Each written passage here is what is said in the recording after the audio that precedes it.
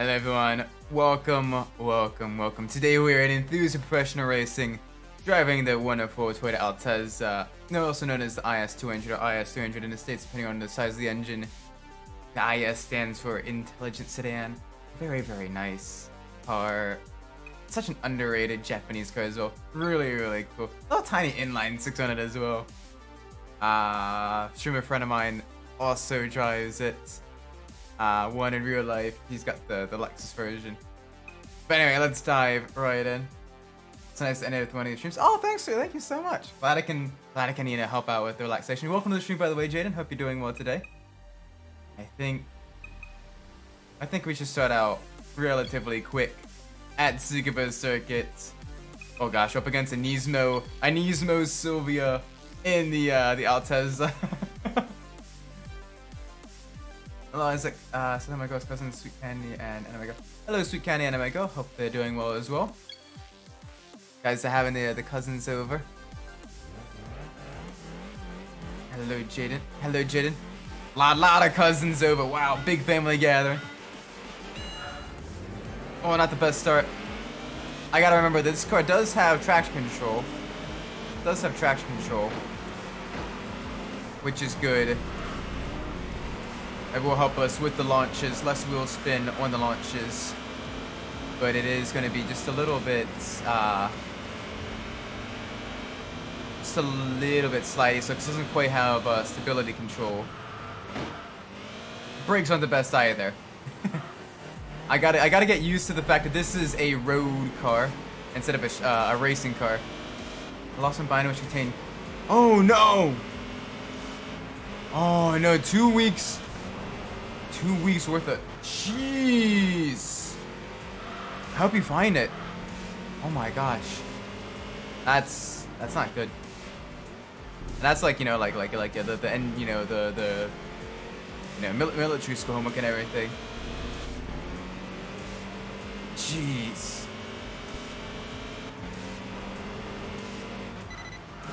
Look at my profile picture. It's now flames right now. Oh, cool. Nice. Any particular reason, or just wanted to change it up? Want to have the fiery vibes for the colder, late fall, early winter months. Jeez, that Sylvia is quick. I actually swap with someone else. I saw in the cafeteria. Progress count is due tomorrow. Oh gosh. Do you have the contact information? That might be something worth trying to get in contact with them, seeing if maybe they notice a swap, and maybe swap back now if you have the chance. Hopefully they're not too far away. Hopefully they, you guys are both on base, what have you. Because otherwise, it's may need to do a late night drive. Jeez. Hopefully there is a plan to swap it back at some point, right? Because if not, that's risky.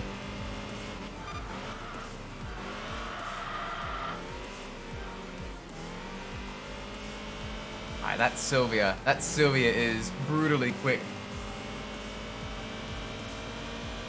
I told my instructor, he knows I've been looking high and low for the person who has it.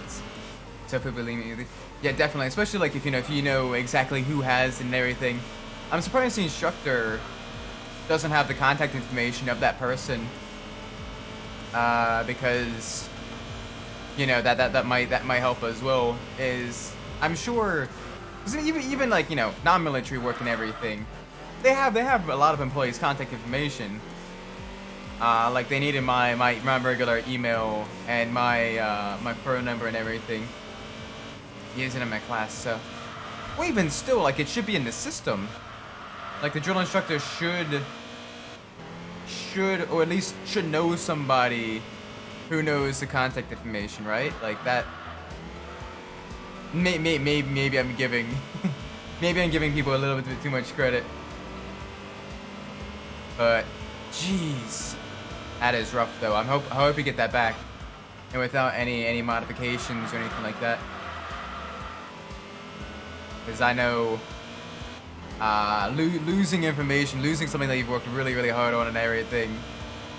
It's difficult, and it's a very terrifying experience. You know, the heart rate's always super high and everything, and you're just hoping Professor understands. I did tell him his full name. Unfortunately, I discovered he lives in the same building that I do. Oh, okay, nice. So just gotta go door to door, and hoping that there's you know, hoping that he's still in that building. So if it's a small enough building, you know, it's a high chance on a weekday or a weeknight, you know, you'll probably find him, in theory. I'm assuming it's a him. Oh yeah, his full name. Yeah, okay. Not tonight, so gotta wake up at 4 a.m. Oh. That is pain. That is pain. Oof. So it's just early morning drills and everything, early morning exercises and everything. Hopefully the rest of your day tomorrow, you know, is a bit more free and everything, and it's only, you know, early morning, so you can get some rest and all that. Jeez. So hope you're able to get some sleep and all that.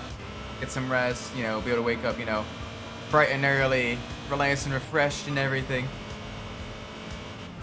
I've had to pull back when I was aerospace. I've had to pull with some of those early mornings, and those are interesting. Hey, multitasking. Welcome to Dachi. Hope you're doing well today. Hope things are good with you.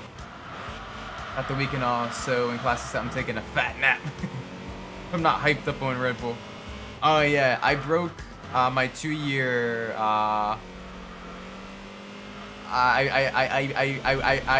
relapsed a little bit today. For 2 years, I was energy drink clean, but today I drank a Monster. So I'm like super wired. I don't usually drink caffeine. I try to like get rid of it after college. Also, hello, Mr. Midnight. Hope you're doing well today. Hope things are good with you. I'm answering questions. Oh, cool.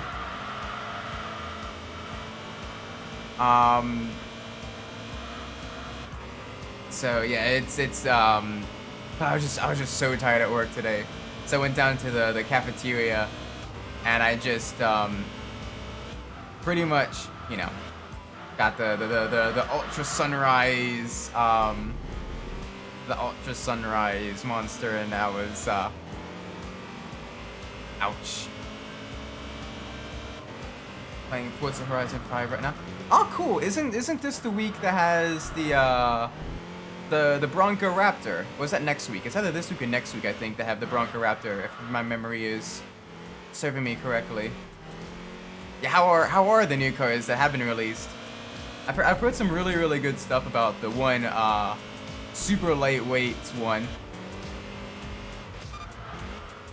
Like Gran Turismo 4 in the morning. Oh, nice! I gotta play some Gran Turismo games on stream. I want to play through them a lot. So yeah, that'd be really cool. It's a sweet. Ooh, nice. Be sure to take lots of pictures and everything, because the Raptor looks really cool. I should host a photo contest, like an in-game photo contest of like different racing in, like, you know, car games and everything, or just, you know, have people share them. That'd be kind of cool. Just on the server, like a monthly like theme, what have you, with full of Gran Turismo memes. Oh yeah, the Cheat C4 GT, the Nike One 2022, all the meme cars. Mission 34.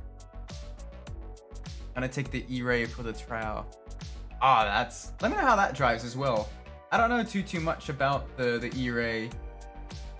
So that one seems like it's an interesting one to drive as well. Electric vehicles in general in racing games are always just a little bit interesting. I want to stiffen this up a little bit. Give it a little bit of rate.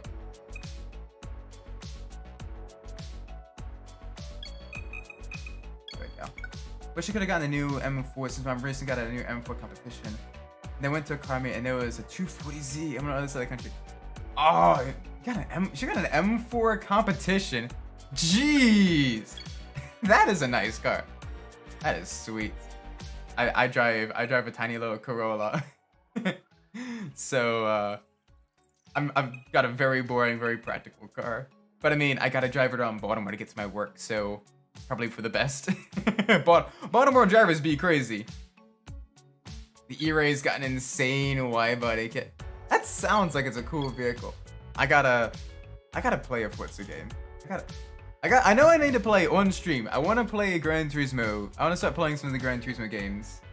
And I also want to play some of the Forza games. I've never played any Forza game outside of like occasionally going to a friend's house. Also, welcome Enthusia. Hope you're doing well today. Luxussy time. Indeed. Indeed, indeed. I got it in the yellow because it looks really, really nice in the yellow. And it's I love how nimble it is for a four-door sedan. Like if I could find one in good condition, like it would be really, really cool as well. You know, to own one of these. It's practical, you know, it's a four-door sedan and everything, but it's still sporty enough to have fun. What's Resident 5 from the watch stream? Yeah, definitely. I need to get some Forza games. That would be cool. Doing some of the Gran Turismo games, trying to 100% complete Gran Turismo 1 through 4. Saved it. Saved it.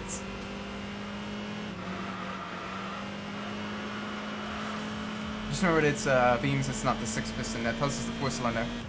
Oh! I just won the okay. Still really quick, very nimble. I'm gonna set that don't have money issues. Should have just gone under an apprenticeship to take over my express company, but nope. It's a sales segment. I mean, it's good. It's good to kind of, you know, set up on your own, you know, prove to people that, you know, you didn't necessarily need the help and everything. You know, so sometimes it's good to. Because here's the thing as well. It's not always necessarily about the money. I mean, it's a little bit about the money. You need to, you know, make enough to, you know, survive and everything like that. But once you can live comfortably, then it's just what do you enjoy doing? Once you know, can make enough to, you know, live comfortably.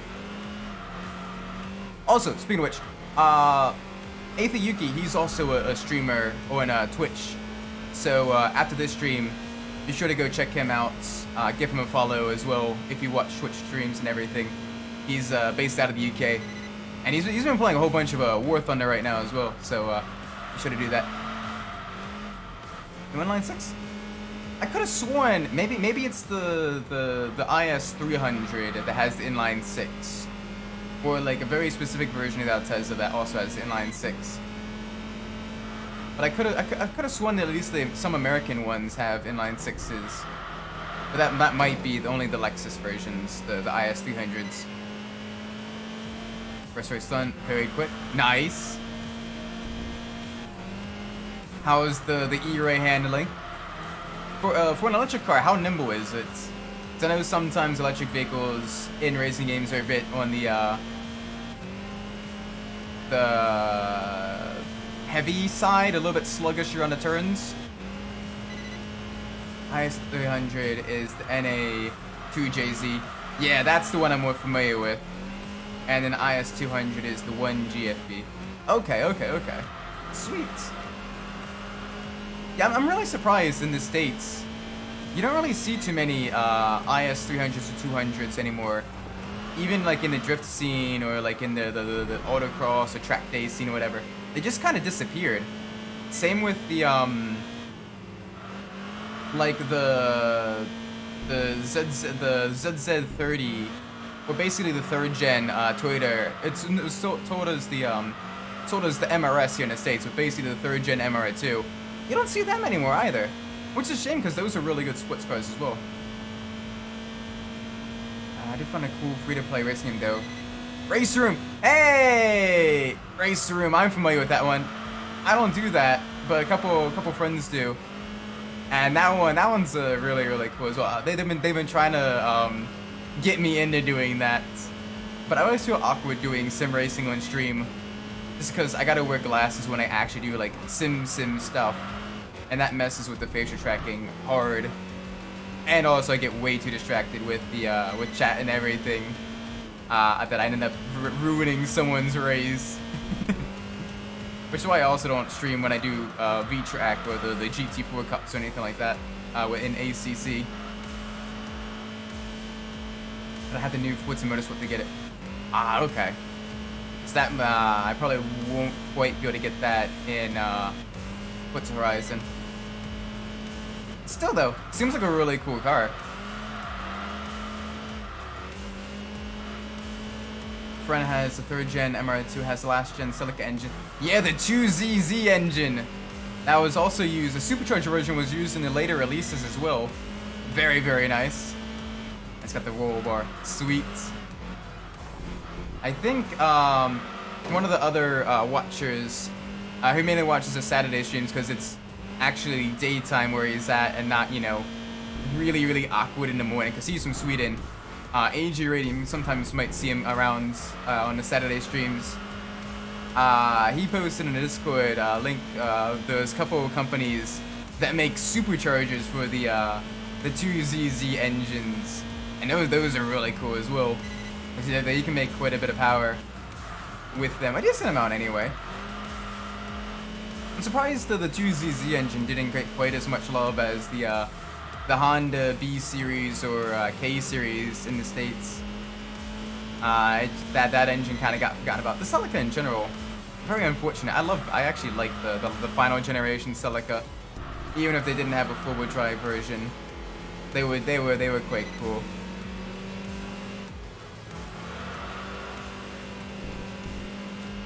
It was weird, like, it was a car, like, I saw a lot, you know, going through, you know, middle school and a little bit in high school. And then when I'm finally, you know, old enough, you know, like, you know, have a stable job and everything to get, you know, a lightweight, sporty vehicle and everything, it's, you know, I can't find, man, it's also Maryland weather as well, but I can't find one that's, you know, somewhat clean. Like, they're all, like, rusted out or, like, they've been completely trashed, which is a shame. I want to find, you know, like a slightly older, sporty, compact car that's still decent on fuel that I can just, you know, have as a weekend fun vehicle. Need Isaac merch? Ah, yeah, I don't even know what I do for merch.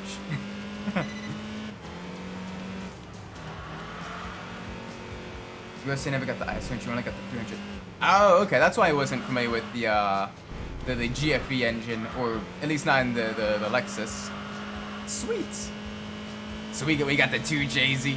Even with the naturally aspirated 2JZ, we don't see it used that much. It's weird. Hand is Lucia racing the street drifting in Sweden. Oh, cool. Nice. I mean, as long as, you know, they're being somewhat safe about it.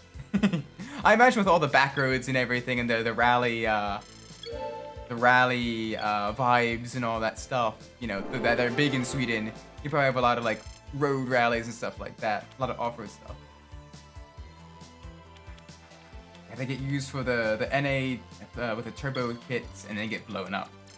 Oh, pain. Trial complete. Nice job, Mr. Midnight. What do you get for the trial this week? Uh-oh, did the game freeze? There we go. One of my favorite Lightning 96 is the S300. Oh yeah, that one's cool as well because some versions they're basically just a more luxury oriented Supra. Like they got the 2JZ and everything in it. Very, very quick. Very, very sporty, but also have a bit of luxury as well. And at the time, they were cheaper to insure it too. Also, you can get the Game Pass. It was for like 5 minutes to get the right. Okay, I'll have to consider that as well. Yeah, but the Enthusia has the beams 4-cylinder. Okay, interesting. I wonder how the 4-cylinder compares as well, compared to the naturally aspirated 2JZ. Like obviously the 2JZ is quite a heavy engine, but it makes a decent amount of power even in NA form as well. So to see how the lighter, more nimble inline 4 would compare You know, what would be better on a track? What would be better, you know, on like the drag strip and everything? I'm sure it's definitely more maneuverable and lighter. What time I thought it was inline 6. Well, yeah. So I guess it's like regional differences. Like the Altezza, and like in the Japanese version of the car that was sold as the Altezza instead of the IS300. Probably got the little inline 4. And then the American got the inline 6 instead. Because in Japan, correct me if I'm wrong. Oh, chuff!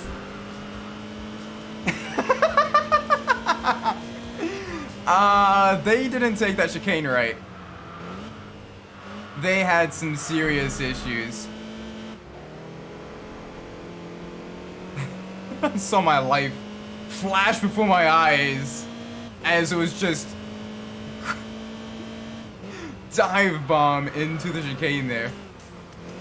But what was I saying? But yeah, in Japan, they tax cars based on engine displacement. Especially like if you use them on highway driving and stuff like that. Like they get taxed quite a bit on engine displacement, which is why in Japan the rotary engine was a lot more popular than in the States. Jeez. AI is way too aggressive on that chicane.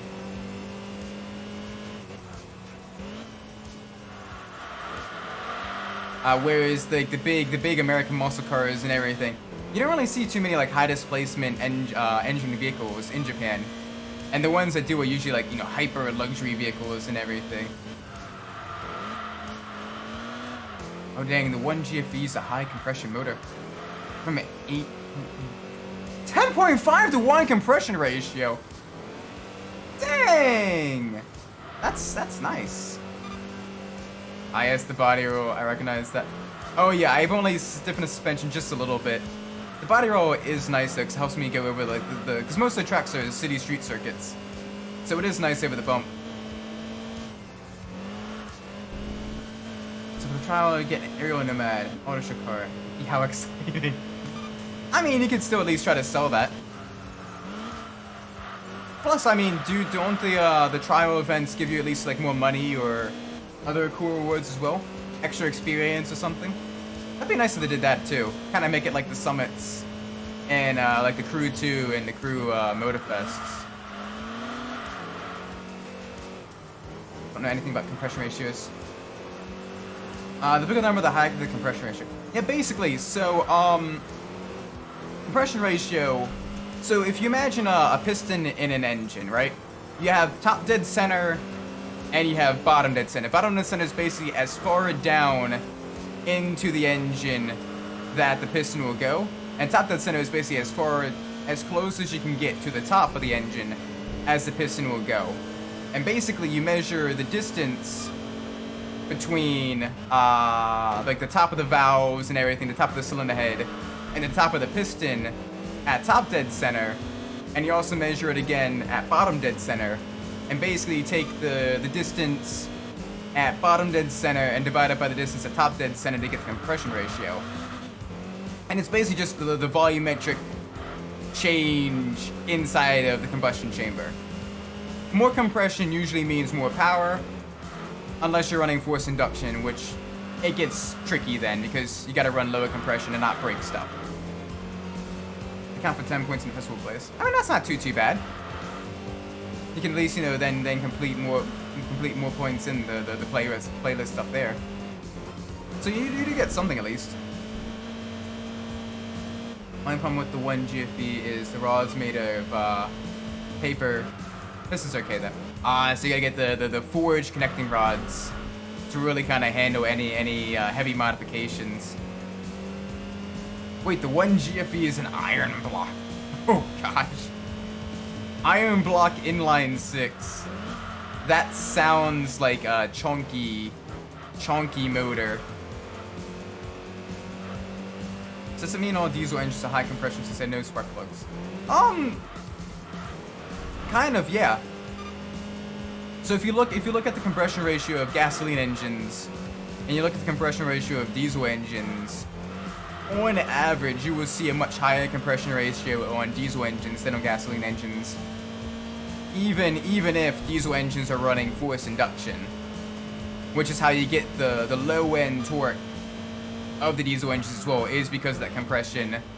But that's also why diesel engines have a notoriously low red line as well, because you gotta have heavier forged internals, and the piston is traveling a longer distance comparatively compared to a gasoline engine of the same displacement. So basically, diesel engines are good for the pulley, the low-end grunts. They're you know, the power lifters, the weightlifters, the shot putters, and everything. You don't expect them to run, you know, you don't expect them to do high RPM stuff. Unless you want to send a rod into orbit, or a piston into orbit. Whereas naturally you know, gasoline engines, they're more built for its horsepower, but have less torque, but they can really rev a lot higher. Usually, on average. Yeah, light engine is basically higher RPM, which gives you the power, which is how basically the Mazda rotary is able to squeeze 280 some horsepower out of what's equivalent of 1.3 liters.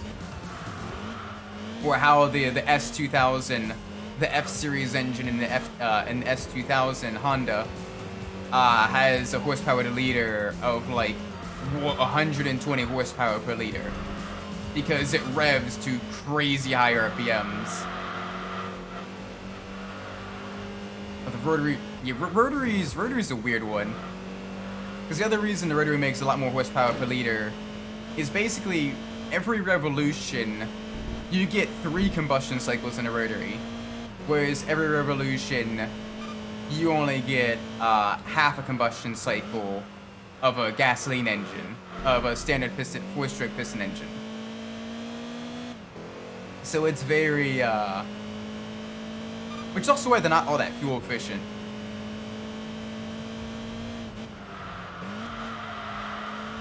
Yeah, rotary engines are just absolutely crazy. I'm surprised you don't see more motorcycles with rotary engines, as the lack of torque, you don't need as much torque in a motorcycle. With the higher RPMs and the high red lines and everything, that would be perfect for, you know, something like a racing bike. Reminds me of the S I did in automotive, but from difference of horsepower and torque. I can answer that in one sentence. Torque makes the car go, horsepower makes the car go fast. I mean, yeah, basically. Horsepower is mostly used in the higher RPMs. And then torque's mostly used in lower RPMs. Torque you're using for like the acceleration and the pulling and stuff. And then the horsepower is mostly used for once you get up to the speed and everything. But of course that also changes with gear ratios, the weight of the vehicle, and all that crazy stuff. So it is... There is a lot to what makes a vehicle go fast. Just even in just a straight line. Let alone around corners, around the twisty bits and everything.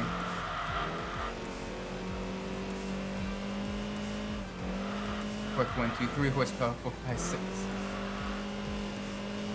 Yeah. But I mean, in racing though, especially if you can keep your car way up in the higher RPM range, you want that horsepower more than anything else. At least that's kind of my driving style, is I keep my RPMs like crazy ridiculously high in most racing games, where I'm just barely balancing out the rev limiter. Probably also why my fuel consumption is absolutely abysmal in most racing sims, because I got the crazy high RPMs and I'm keeping it in there. Probably not good for engine degradation as well, but I've not done too many endurance races with engine wear enabled to really have that affect me. I gotta break that habit. Even if it means I'll be slightly slower per lap until I adjust.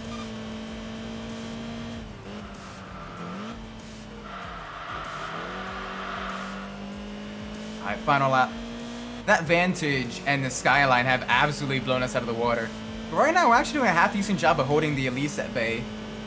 A little tiny Elise with the 2ZZ engine in the back. Very nimble, very lightweight. Love the Elise. It's a good little car. Little British flower. Dang, that skyline. That four-wheel drive is really helping it out of the low speed corners of the chicane. And then the final turn. So we're doing half decent though. All things considered, especially with us being in a much lower stage of tune.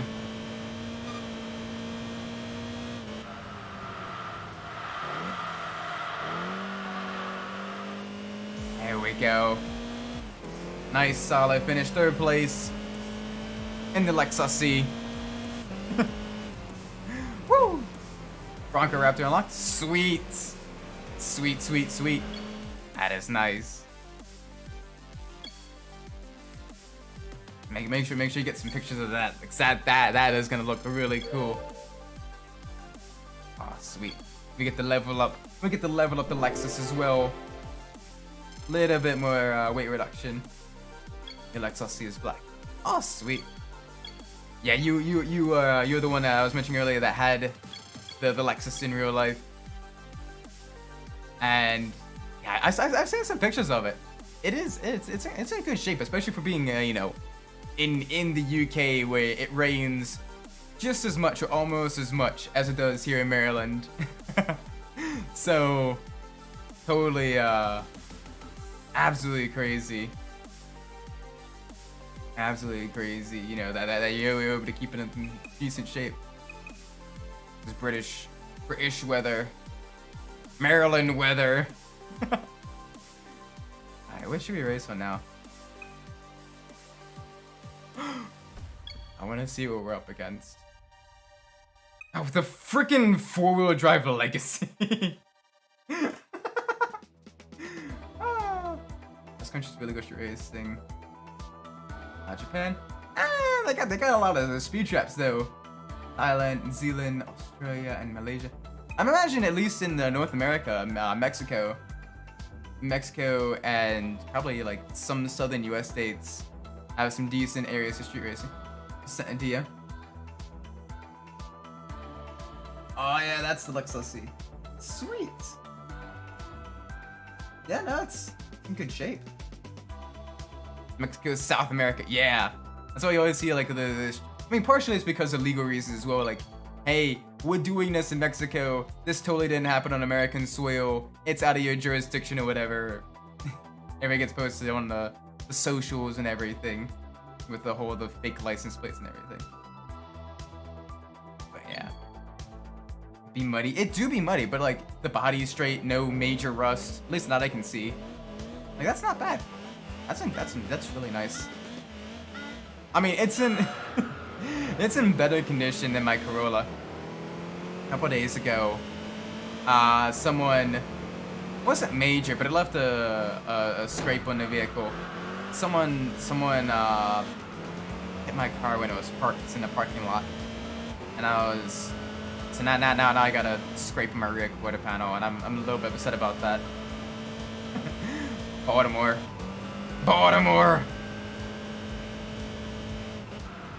We don't mention the R word around the Lexus. True. You gotta take good care of it.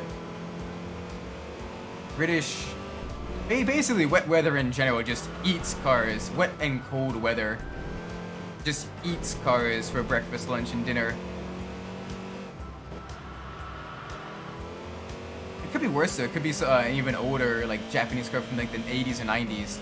Those things basically melted in Maryland. Oh no, it's not the weather. Really? Here with like all the salty air and everything, and you know all the like super wet weather, cars don't last long here. Unless like you clean them religiously, and you keep them in garage and all that stuff. That's a salt they put in there that literally launches a car. Yeah, us Marylanders, we get overzealous with the salt too.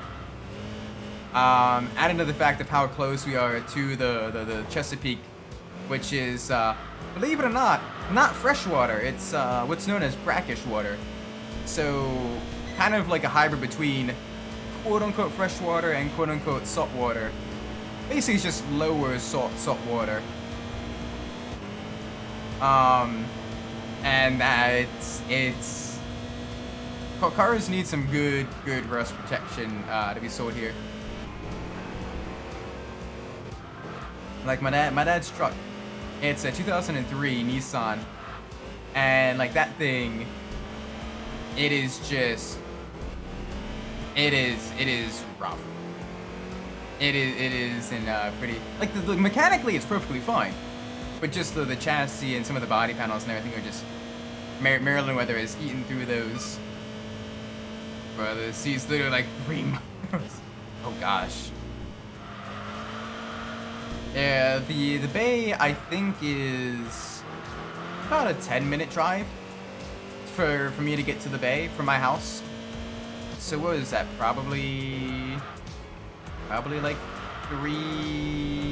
4 miles, somewhere on that range. Like on the bright side, fishing is super easy, and I love fishing. Love cooking fish too. But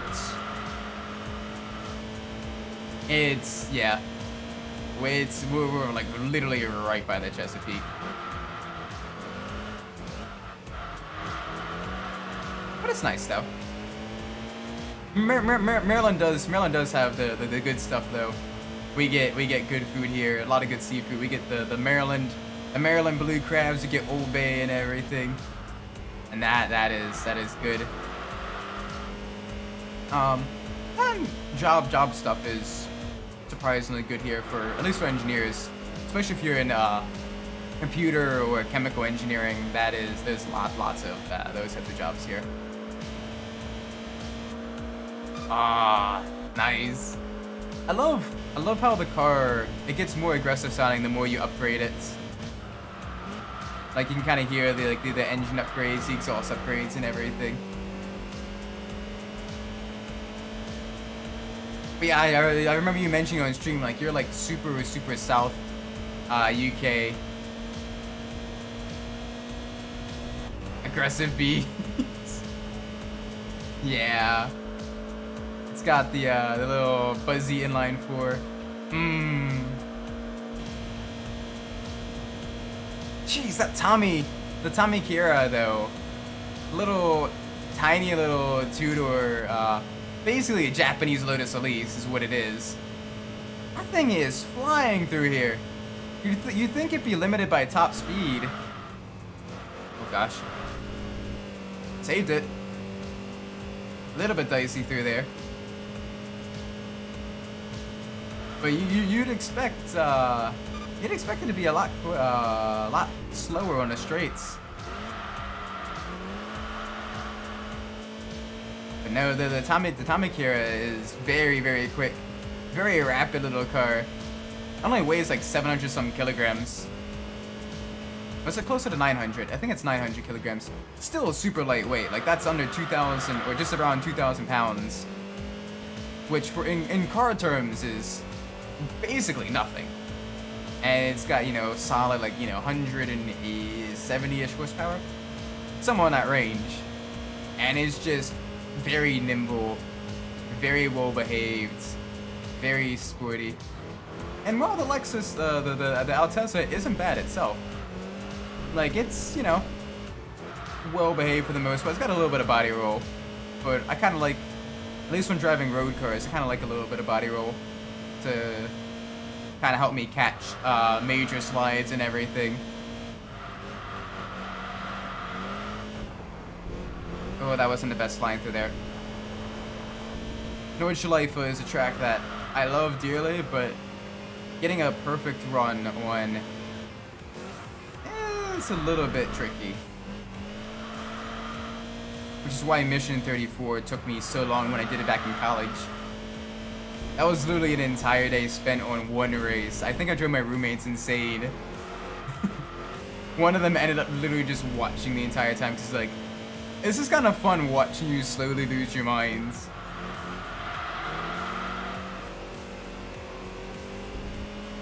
Because there's literally just an exam I had in the morning, and then nothing for like the entire weekend. So I'm like, okay, today is gonna be the day I do it. And it took me from literally after lunch, like 1 p.m., until getting dinner, so like at 7 p.m. It took me freaking 6 hours for one event. I'm hoping if I ever do Gran Turismo 4, I'm hoping it doesn't take me that long then. With save states and everything, it'll probably be a little bit better. So I can then skip the 2-minute countdown and have a quicker rate of return on attempts. Ooh. Just a little bit squirrely on corner exit there. Oh, come on, he's right there. We got more power, but it is a lighter vehicle. It punches a smaller hole in the air too. So it's gonna be a little bit tough. We got to see if we can't get a better run out of this corner, and then maybe get a into the draft, going down to Dodingaho. The long 1.2 mile straight. Come on, nice quick shifts. Ah, it's got some insane acceleration though.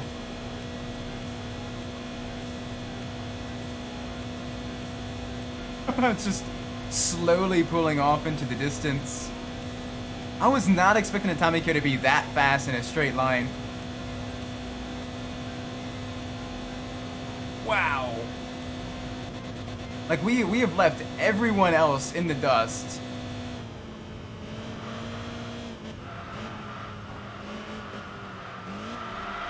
Oh, gosh. And it's not going to be enough. Major dive bomb coming out of that. Braked as late as I could. Solid second place, though. That was a very close battle. Wow. Alright, GG to the Tamakira.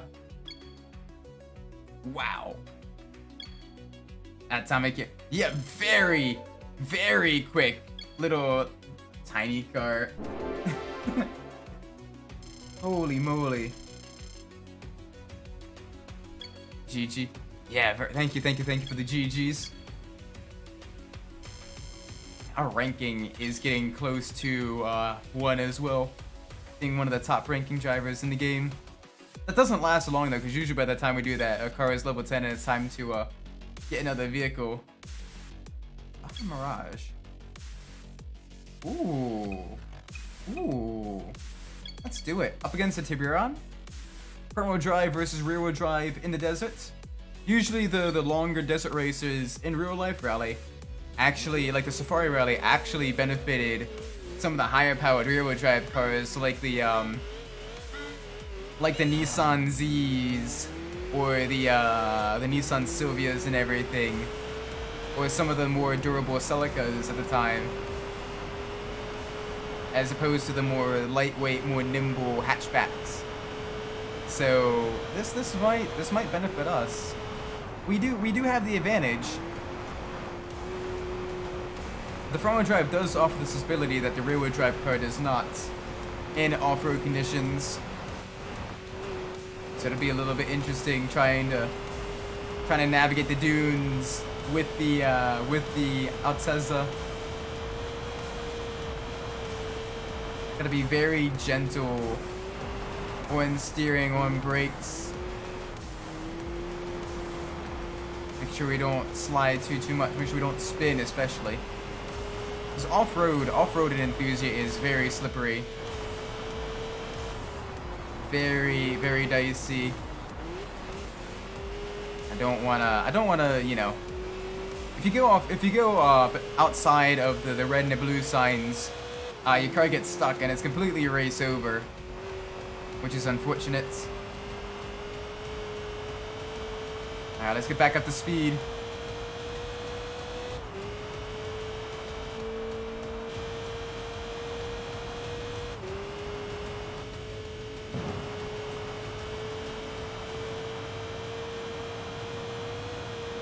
Alright, nice. Reaching some really, really high speeds. Probably brake right around here. Okay, needed to brake way earlier. Bonk. Man, now those fences are made of unobtainium. Can't break through them at all, even if they look like they're just made of plastic.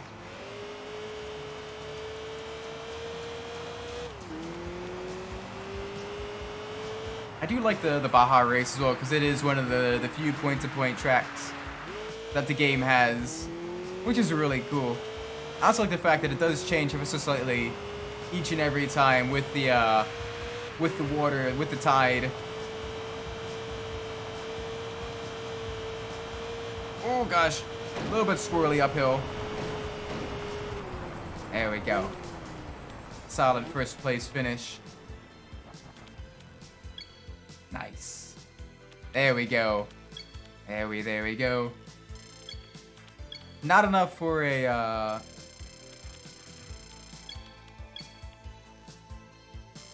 not enough for any level ups. I'm not sure.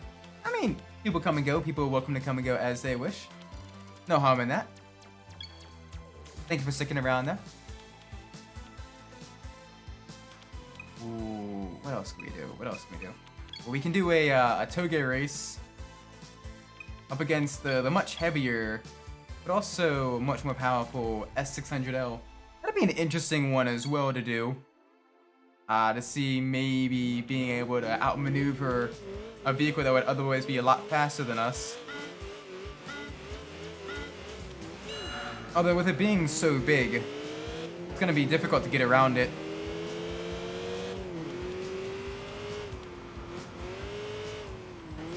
Yeah, you can see it's having issues on the switchbacks. It's having some issues on the tighter corners. So let's see if we can't kind of squeeze our way past.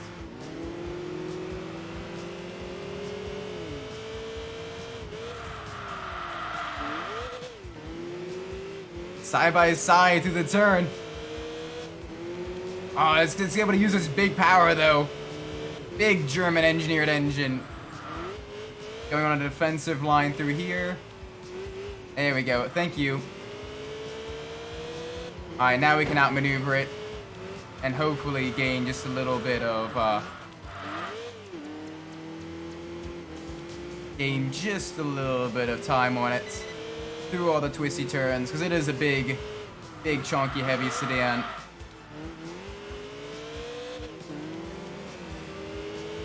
Although that didn't help us there.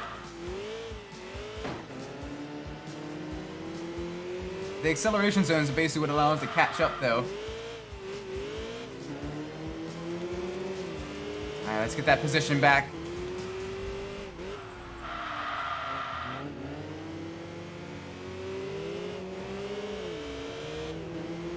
So we can follow it real close, but we can't keep a lead. Alright, there we go. That might do it. That might do it. We're entering a higher speed section, but we do still some corners. So this might allow us to pull out a gap.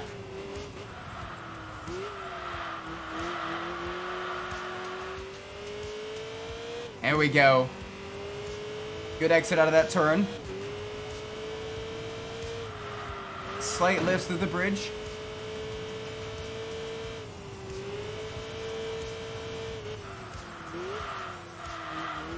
Nice and smooth. Alright, let's keep this going. I'm gonna be entering some really tight, very technical corners here. Super low speed.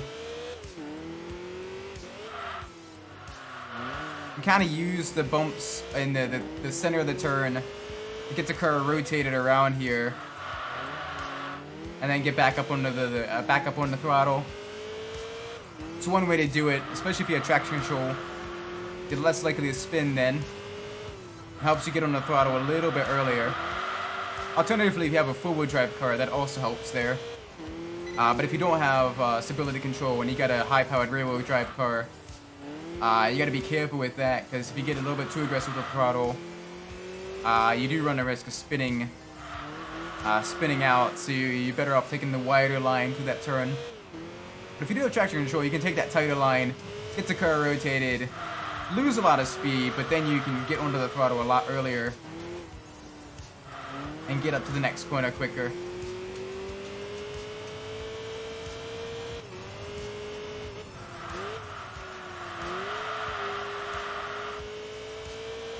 There we go.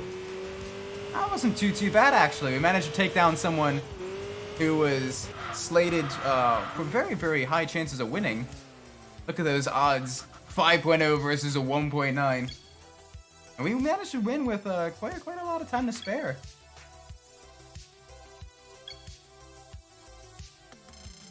I guess it's the power of knowing where your vehicle has an advantage, where your vehicle has a disadvantage.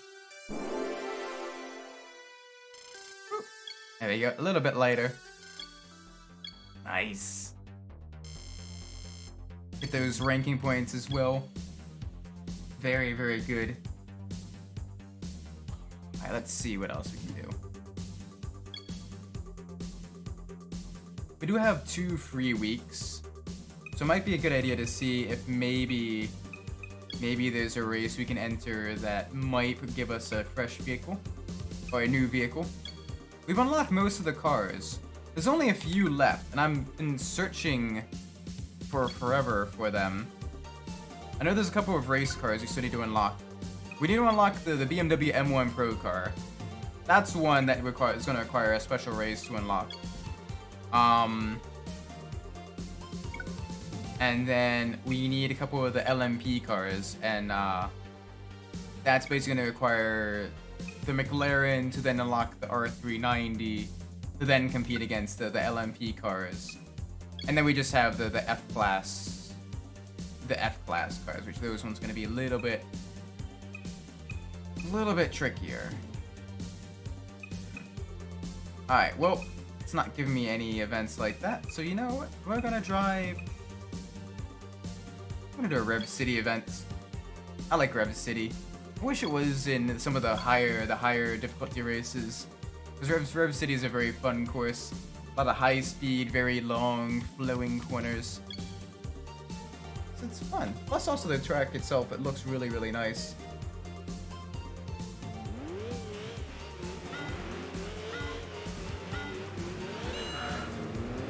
Alright, here we go. No holding back, full push.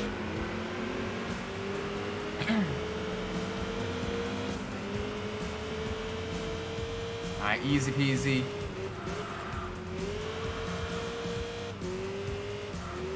Nice and gentle with the car.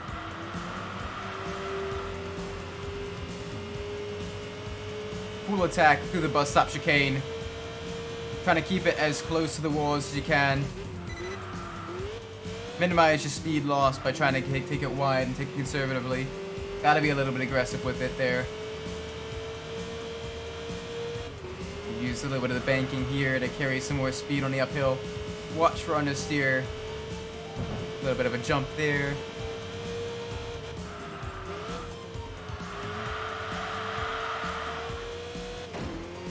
Don't tap the wall. No tippy taps to the wall, no bumps. None of that stuff. Trying to keep the car nice and clean. Jeez, this thing sounds absolutely aggressive though. In the higher stage of tune. That sounds so good. It's always nice kind of hearing like the later upgraded vehicles, the change in the sound and everything. Plus, they're more fun to drive as well because you can get really aggressive with them, and they're usually much more well behaved when you get aggressive with them. You can usually brake a bit later because of lack of weight and improved brakes. Take the corners fast with the improved tires, and then you get so much more speed. So much more speed. Oh.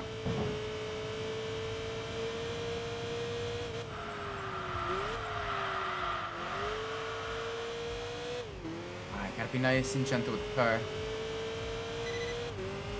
Only a couple more corners, and this should get us up to level 9, I think. Or level 10. And then we get to pick our premium sedan car. So that'll be a nice, interesting one to see what we get. And then after that, we get the multi-purpose car, so SUV or van. And across the line. Pretty quick lap time as well. Only 1:15. Very smooth, very, very sporty little Enthusia.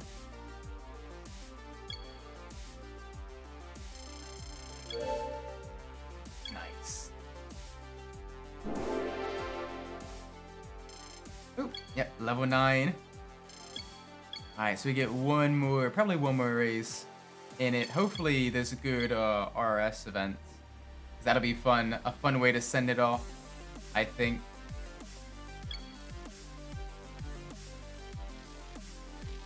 Oh, no RS events. So we got low-end Searing, Tsukuba. I don't know what the Winter Trauma event is. What up against here? Tsukuba. Sunday's a little bit interesting. Be kind of a fun one.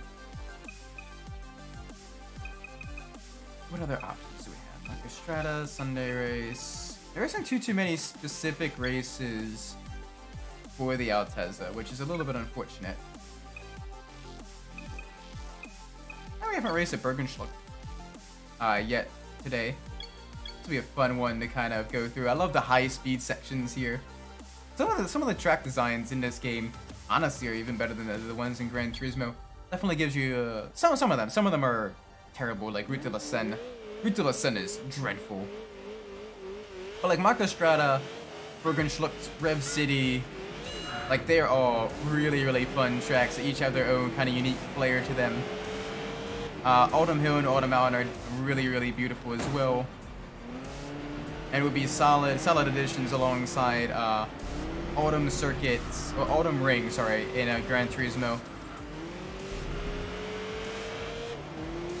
I'm sure someone's made an Assetto Corsa mod for most of the Gran Turismo tracks, but hopefully someone starts making some for some of the Enthusia tracks, because some of these are absolute blast to drive.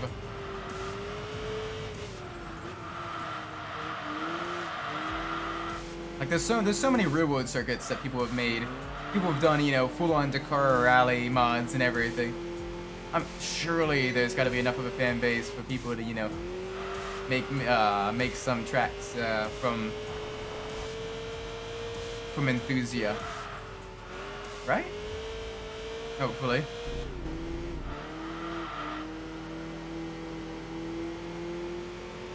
Alright, gotta make sure we maximize the speed onto the straights. No major slides here. Try to keep the car as straight as possible. Get it going up to speed. Oh, we even have a tunnel section as well, so we get to really hear it. A little bit of extra echo.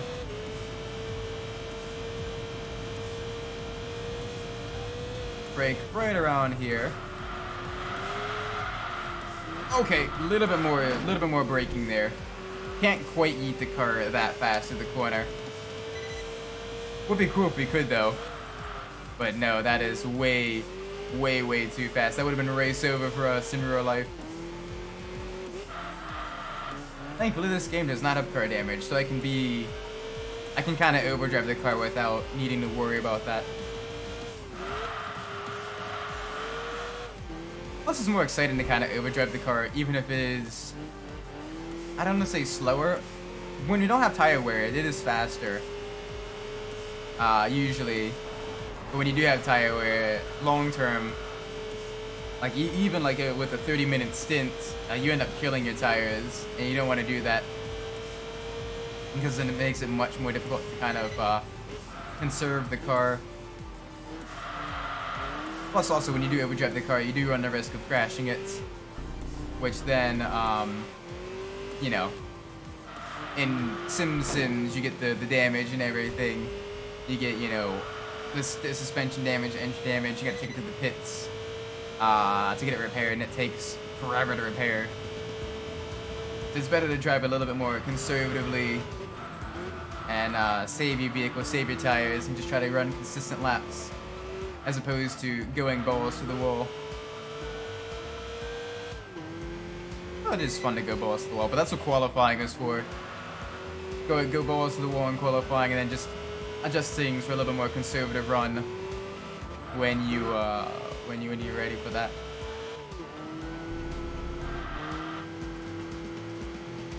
All right, here we go. Back out onto the high-speed straights. Minimize wheel spin. There we go. All right, come on, let's hear the sound of the little inline four. Some quick gear shifts as well. There we go. Fourth gear is where we need it at.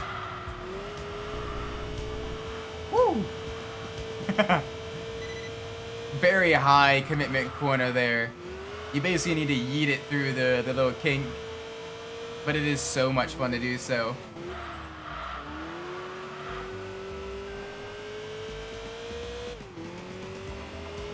Brake just at the Mobile 1 sign. Thought I could take that mostly straight. Not quite. Sometimes it's a little bit difficult to tell in these older games where exactly the hitbox is. 'Cause sometimes you get what's known as hitbox dissonance, where the wall looks like it is and where the wall actually is are two very, very different things.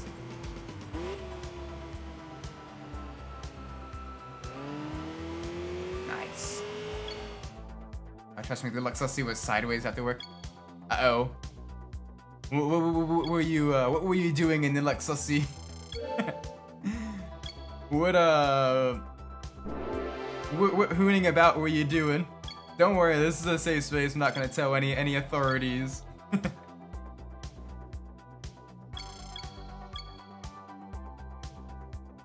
What was the fun sideways Lexus the fun Lexus stuff. Lexus. Yeah. Alright, so we got 3 cars here. We got the Cadillac Seville. Just a lap of a roundabout. Oh, nice. Doing some donuts. I guess maybe because you're UK. It doesn't work calling it doing some scones though, because scones are triangular shaped. Doing some bagels then. Doing some bagels. Alright, let's pull up the random number generator. We got 3 vehicles. We got the RS6, the DS, the Citroen DS, and of course the Cadillac Seville. So display capture, min 1, max 3, 1. Okay. So we get the front wheel drive Cadillac Seville. 4.5 liter double overcam V8, the Northstar V8, which is a hit or miss engine. Front wheel drive, so it's going to be difficult getting those rear spark plugs as well, that rear bank.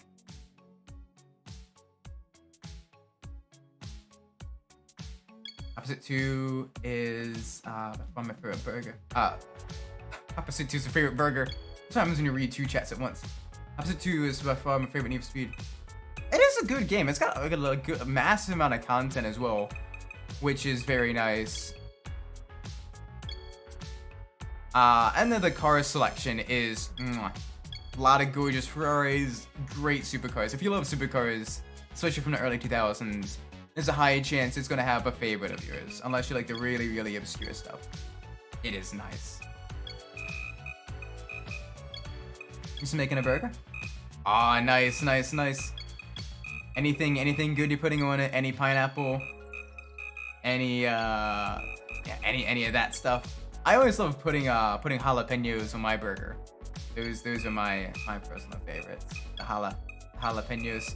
Getting all jalapeno burgers business. I love spicy food. You know, sometimes if people, even if people like watching, sometimes YouTube analytics or whatever is weird, where it's like only if like you're exactly on that page. What if you have computer activity? Is it technically counting? But you know, I don't necessarily care fully about that.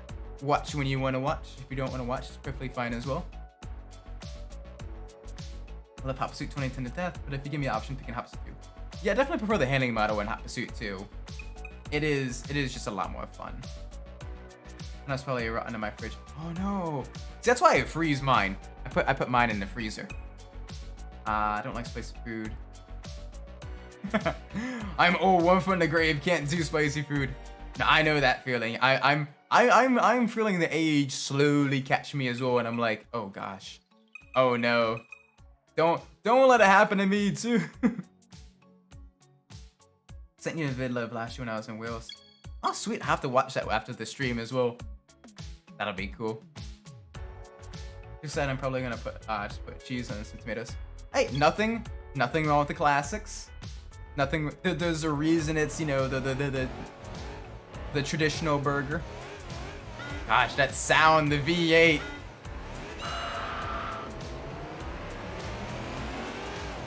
Need to get 3 in high stakes, both running both versions.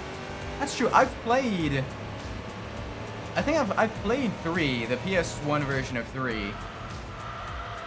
Oh gosh, this thing is a boat. But I need to play it again. I definitely want to play some of the older Need for Speeds as well.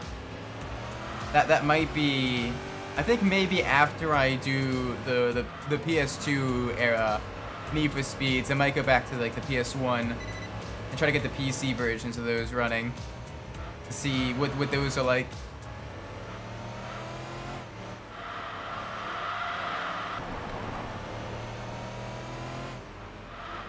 Always hurt you in these spice foods. Understandable. Some people have different spice tolerances. I grew up in a fairly heavily Latino neighborhood and everything, so eating over at friends' house, I just kind of got used to spicy food. So I'm like, oh, okay, this is fine. We should have mild sauce stuff. Ooh, Chipotle mayo is a bit more on the mild side. Got a little bit of a kick to it, but it's still really, really good on burgers. But it's a nice low heat thing. I just bought the car like a week before in that vid. Oh wow, so you're immediately just cooning about with the brand new whip.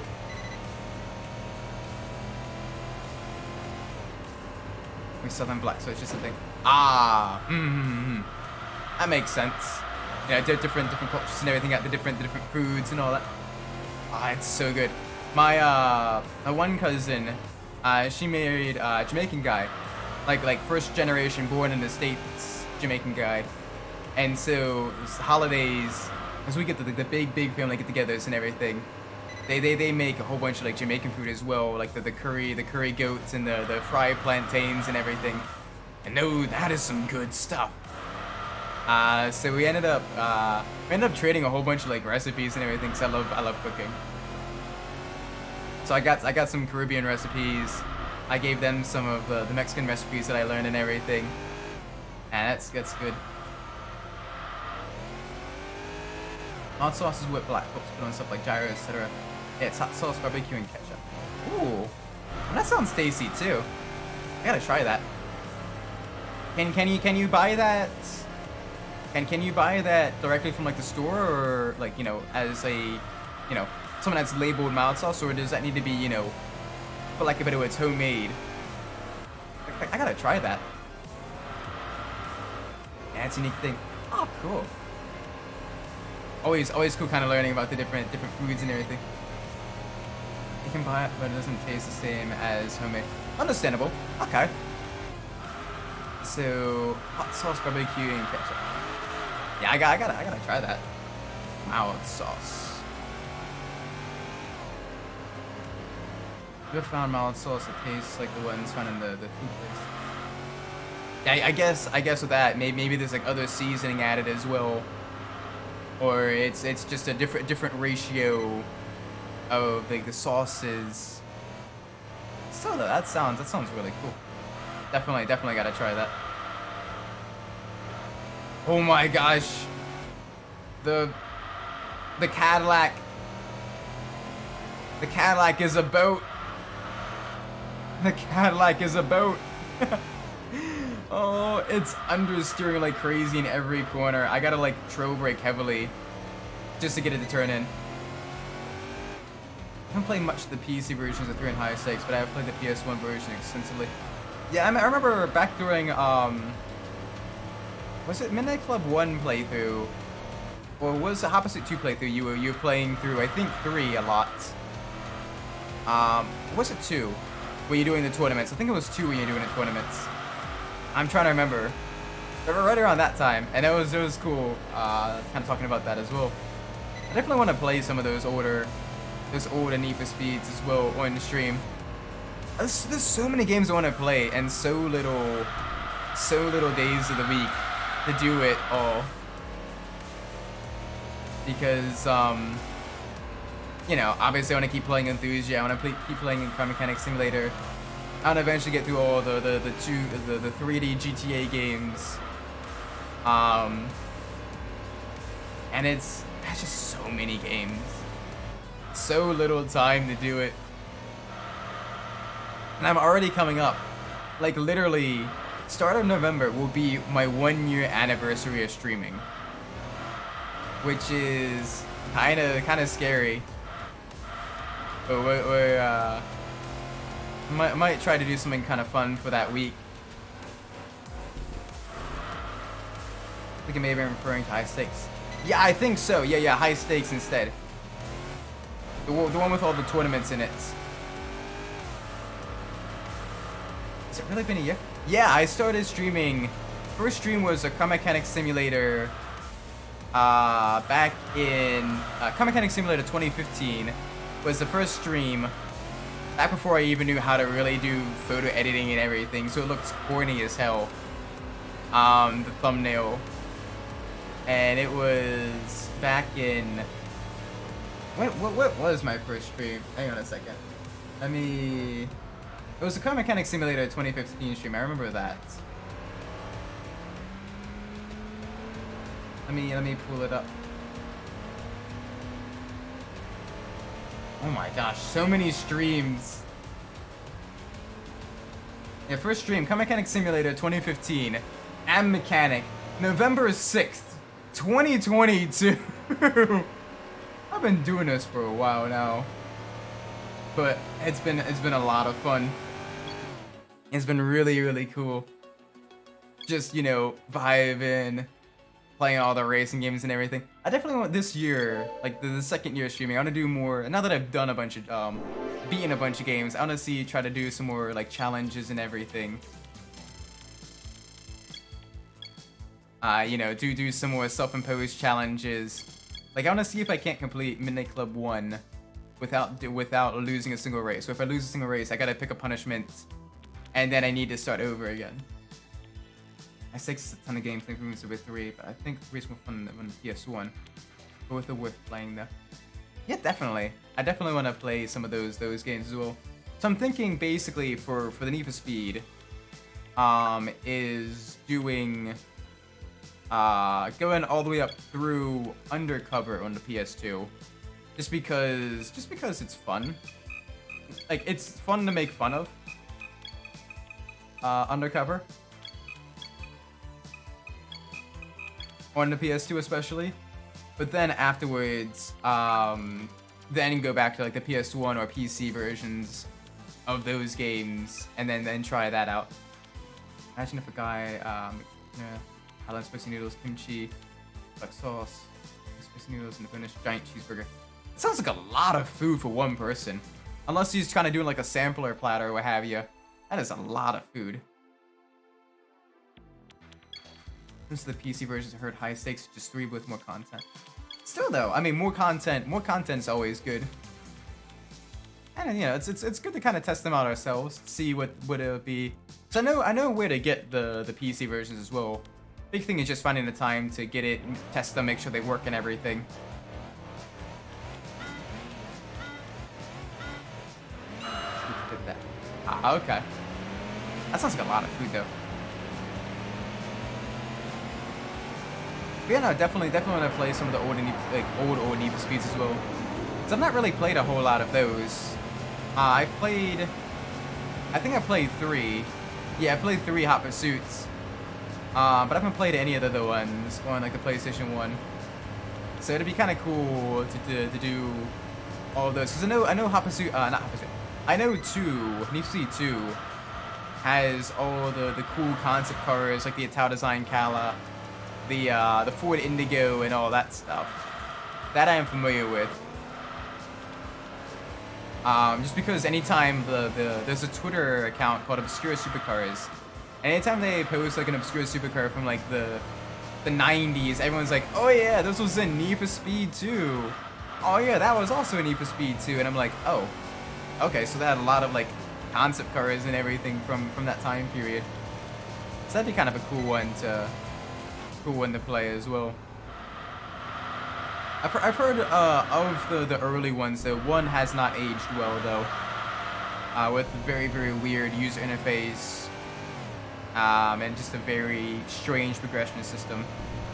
But this would be kind of a cool one to do. Gosh, this thing, the Cadillac understeers like a boat.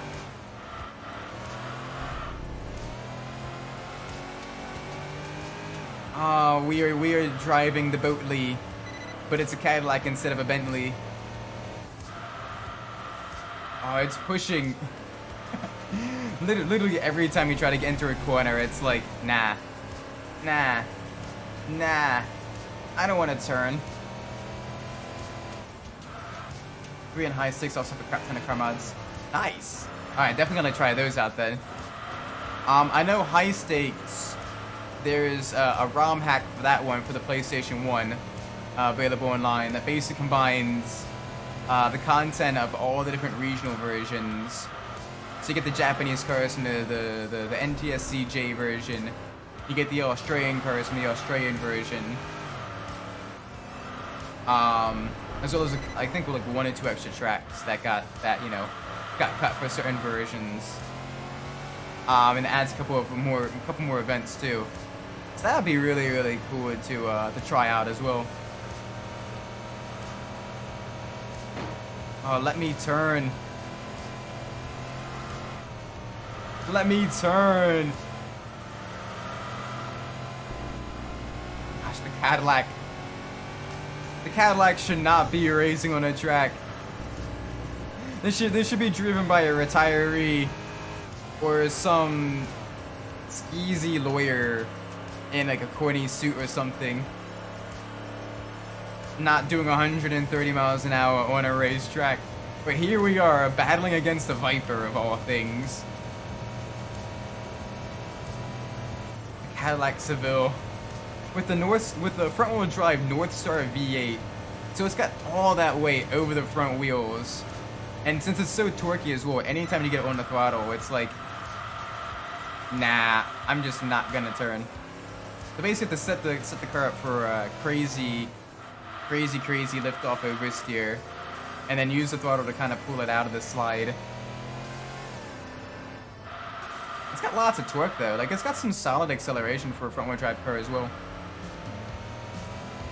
So once we're able to remove some of the weight, get a little bit more grip on the tires and everything, get it leveled up a little bit more, it might be kind of fast actually. So I imagine, you know, with the big V8, naturally aspirated V8 as well, it'll make quite a bit more power when tuned too. So you get that straight line speed, enough grip and weight reduction to kind of tiptoe it through the corners. Could be kind of a vehicle that's similar to the Astro in terms of the Magic Kart power of it, in that it gets, you know, a lot faster when you do upgrade it.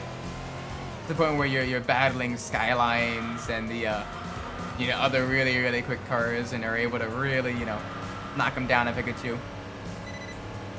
Because even though the Viper in-game is kind of slated as a really quick car, the AI does not know how to drive the Viper. The AI drives the Viper super cautiously, trying to minimize wheel spin as much as possible. So honestly, the AI in a Viper drives about a good 2 or 3 seconds a lot slower than what a regular, moderately skilled player could do in the same Viper as well. So that's why we're able to take down the Viper in the Cadillac as well. because we're able to kind of really push. Plus, also low end steering is a track that the AI, for some reason, just aren't that good at. They got a little bit of they take some of the corners much slower than they need to, and they take some very strange lines through the tail of the cat here. Some of the car mods I haven't sold on 3 of the PS1 exclusive cars. The 355 F1. Oh, nice. Oh gosh, less nice. Bonk. Too much understeer there. And the Tau design Nazca C2. Sweet. Get another one of the custom vehicles. Very cool. How do they perform on the mod? Are they top of the class, kind of middling in their class? How are they? Any standout thoughts with those vehicles?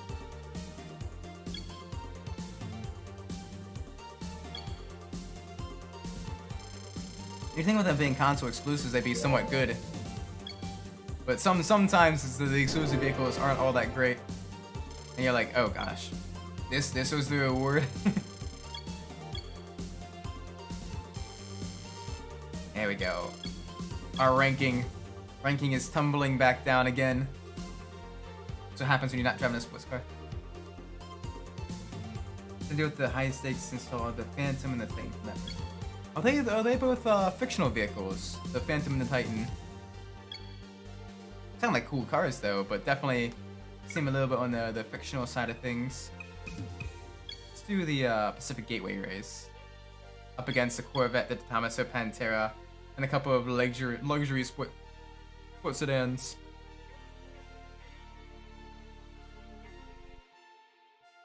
Alright, let's do this. Racing through, and they're both fictional. Oh, okay. Still cool though. I kind of like occasionally seeing fictional cars, as long as they still fit like the overall vibe of the game and are like, usable in the game as well. That's the thing as well. Like if the fictional cars, are like basically are additive to the game and make the game better, and they aren't just there for the sake of being there. It'd be really cool to have those types of cars. Especially if you made fictional cars. Yeah, definitely. Like that'd be kind of cool, is to have like a Need for Speed. This is kind of what I was talking about on the Discord server a couple days ago. Is have like a experimental team as well, outside of a team making a game specifically for the exotic cars, and a game specifically for the the tuner cars and everything. Let's have another team make an experimental game. So you can have one where it's just Need for Speed concept or something like that, and basically you're a test driver for all the automotive companies and everything, testing different concept cars, and even get to make your own concept car. Kind of assign it like attribute points and everything as you level up, competing against other high performance vehicles. That'd be kind of a cool idea there. Granted, it's already been kind of done a little bit with Superquest Street Challenge. That game is definitely very rough around the edges in terms of vehicle handling and very short on content. You could beat it in like a single sitting. Like include some fictional cars in new games. Yeah, especially if they especially if they go with the vibe. Like you might not be able to do that in like the tuner style games too much, but like in the exotic style games, what have you, that already feature other very high end or like other concept cars on there. Definitely that would go with the vibes and everything.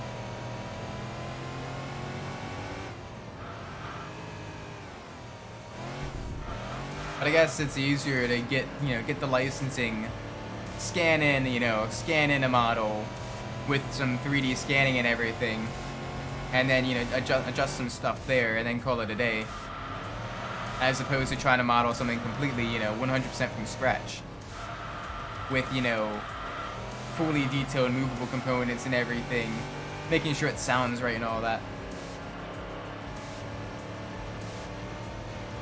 I know some companies, Granted, these are more like, you know, open world sandbox games like Cyberpunk 2077 or like Watch Dogs or GTA and everything, where they get their cars from scratch. But oftentimes, you know, they still use other vehicles as kind of a basis and stuff.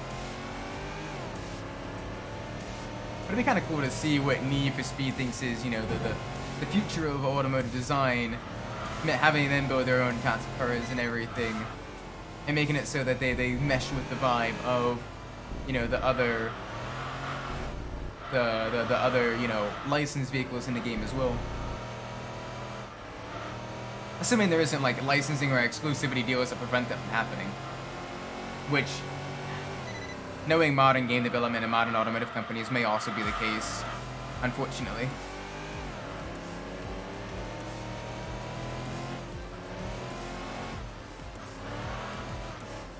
Oh gosh, this thing is not a pleasant experience to drive, the Cadillac. Doing my best to kind of wrangle it around the track, but it is very understeery.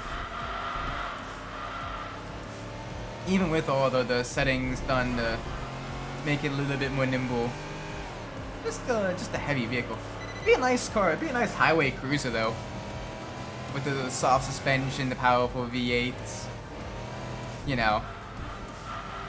Luxurious interior. Like, it'd be great for like long distance road trips and everything.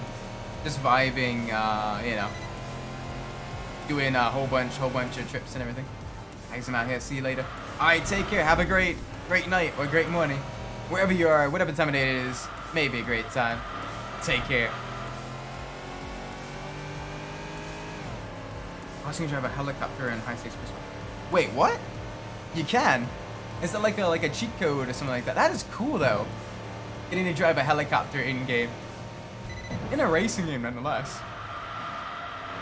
I think the only other racing game that I know of that lets you actually drive a helicopter is The Crew 2. So that's cool that they let you drive the helicopter in high stakes.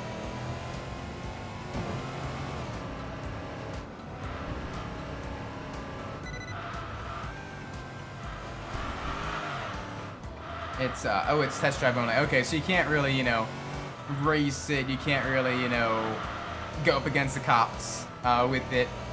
Can you imagine hitting a spike strip in a helicopter? Like, what'll that even do?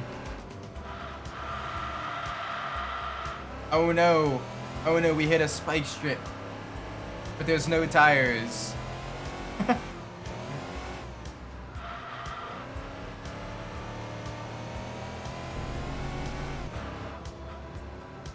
I do like the you know, being able to kind of get some of the traffic vehicles and drive some of the vehicles that aren't necessarily supposed to have been driven, like the traffic cars and the cop cars and everything in both Most Wanted and Carbon. That is a lot of fun doing that, because oftentimes it adds another layer of challenge to it, where you're driving a vehicle that, you know, doesn't necessarily have the physics for high performance driving, trying to get it going as quick as possible and maintain speed through the corners. So I kind of like the challenge series in like the special events in the challenge series in Most Wanted, where you're doing like the turbo time trial in the minivan, or dodging roadblocks in the truck and everything. That's kind of fun. Delivering pizzas. Just silly stuff like that.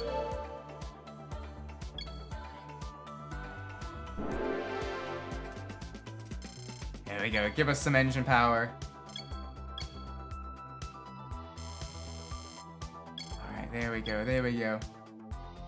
Doing well here.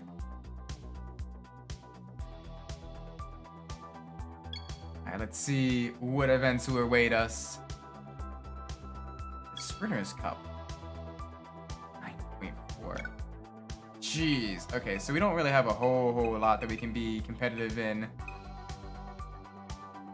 with the Seville. Might be worth trying to do the Autumn Mountain Challenge. Seeing if we can do well here in the autumn leaves. Got some acceleration zones here that might be useful in the Cadillac. Oh, also speaking of racing, Mr. Midnight, they're currently in process developing a permanent racing circuit in Tennessee, not too far away from Nashville. Did some Google mapping and everything, and from Memphis it's only a 5.5-hour drive from the city center of Memphis. During, you know, around noon anyway it was. So, and then they're planning on maybe hosting like MotoGP and other like motorcycle races there. So, it'd be kind of cool if you ever want to. I posted in the Discord as well if you want to take a look at the news of that. And they've broken ground about a year ago, and they're steadily working on creating the circuit. And it looks like it's got a nice flow to it as well. A lot of nice high-speed corners and everything. Some really good circuit amenities and all that. So that could be something cool if you're ever interested in catching some live racing. That's not too far a drive. Because Watkins Glen and Virginia International Raceway, two of the closer circuits to me that host national level events. Both of them are about a 6-hour drive. And it's not too far away. Yeah, that's you know, get there the night before, rest up, and then you do the weekend of racing and everything. Watching that, definitely could be fun.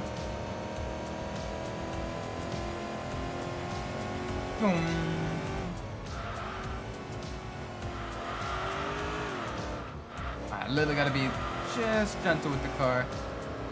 Don't want to have too much issues here. Want to be nice and smooth. Don't want to get any snap understeer, getting on the throttle too aggressively or too early.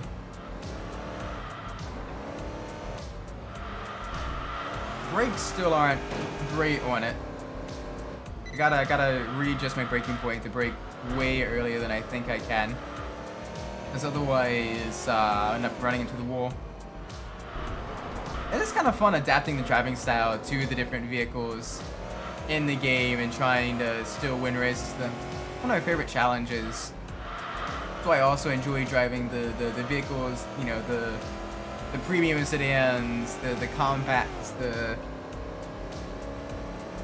minivans, the multi-purpose vehicles. Because of those,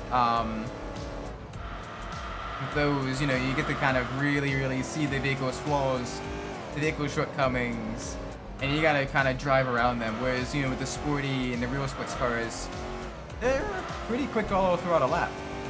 So those ones you can be, you know, as long as you can run clean races, you can, you know, be pretty solid with those ones. With like vehicles like the Seville, you gotta really know where you can attack, where you need to defend, what tracks would be beneficial for your vehicle, what tracks would be very difficult. And it's very fun.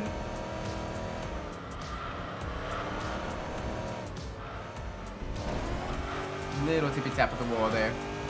Wanna avoid that. Alright, here we go.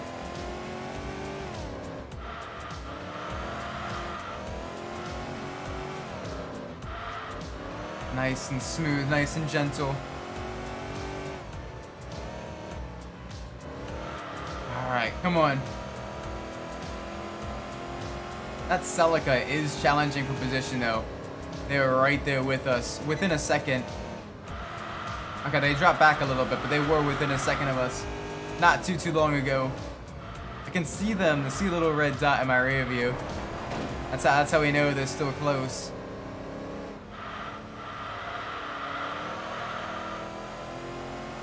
Yeah, they're gonna gain on us coming out of here. Come on, give me some power, give me some torque. The big North Star V8.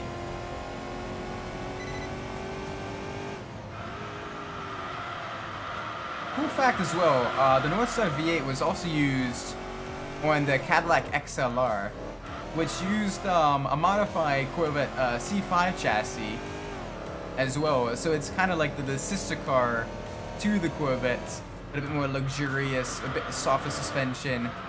And of course it has the double overhead cam North Star V8 as opposed to the as opposed to the pushrod LS V8 of the C5 Corvettes. So it's definitely a very, very different vehicle. But a lot of the underpinnings, a lot of it definitely shares quite a bit of Corvette in there with it. The XLR is a decent vehicle as well, even with the Northstar V8s. So very, very cool as well. Got that early 2000s, very angular, very edgy style that the Cadillac had at the time. And it looks quite nice. It's aged decently. Only downside is the electronics and the active roof oftentimes would fail, as well as the seals in the roof as well would fail, and you get leakage.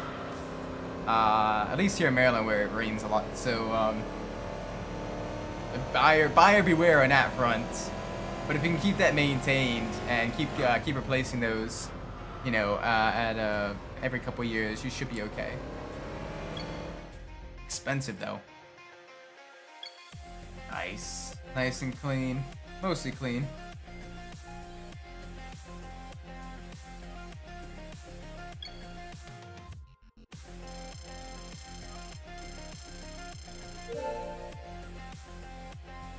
All right, another tuning level up.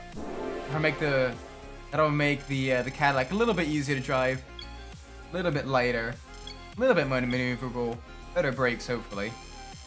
Hopefully better brakes. I need brakes for real. Okay.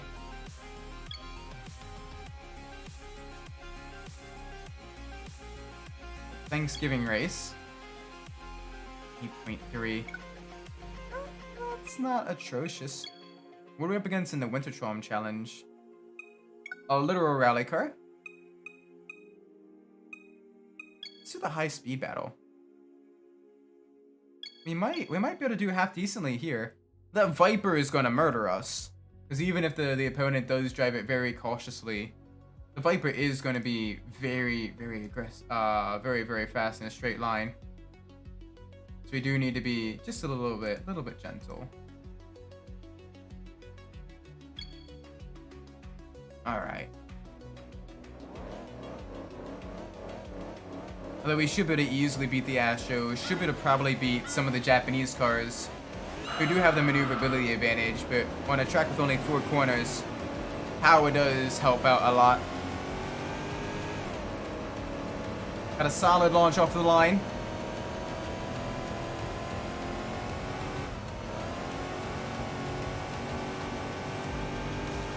Come on, give us that power.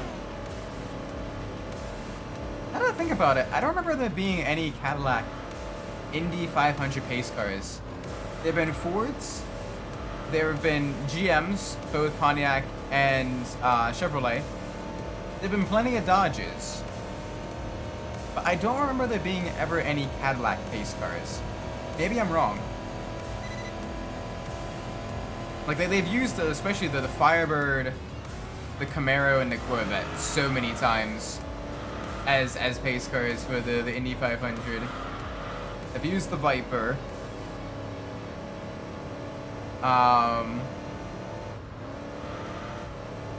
What else have they used?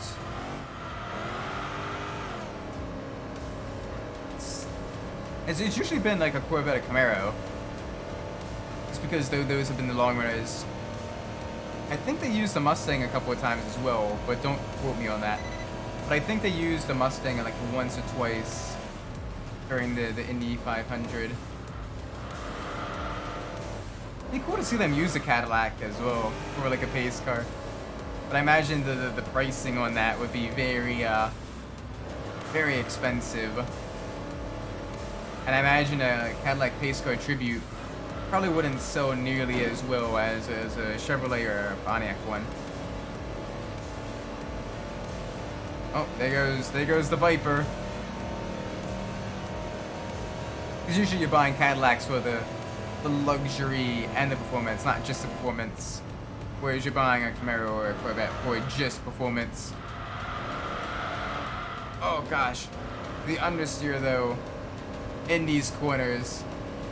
Front wheel drive is a little bit tricky at the high speeds.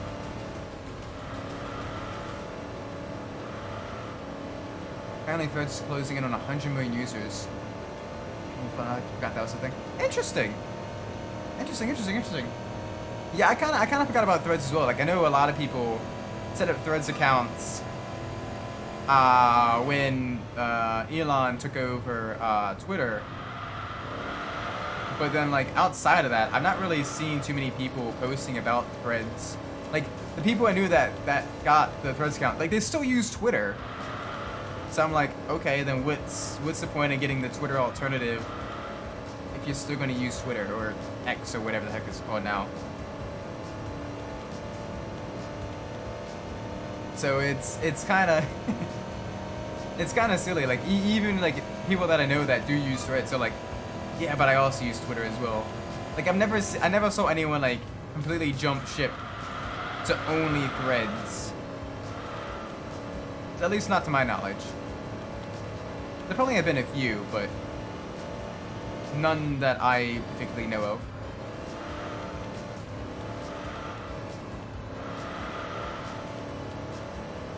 I've not set up a Threads account, just because I'm not a big fan of Zuckerberg. But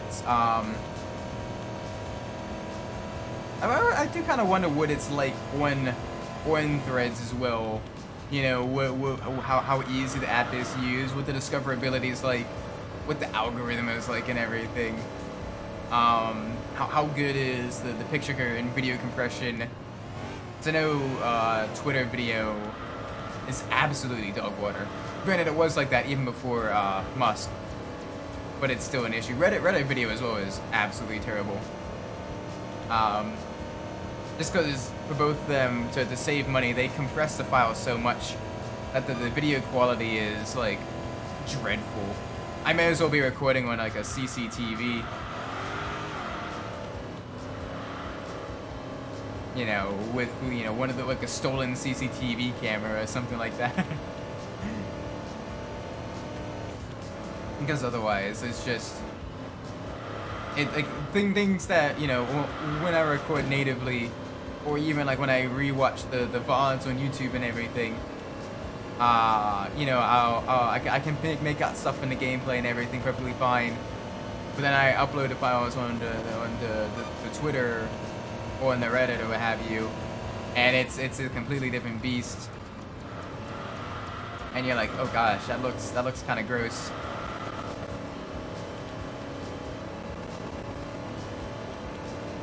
So it's even if like I never change the file at all or change the file formatting, whatever, just the compression. And I go back and look at the native file, and no, the native file is fine. It's just whatever uploading it onto Reddit or Twitter did made it weird.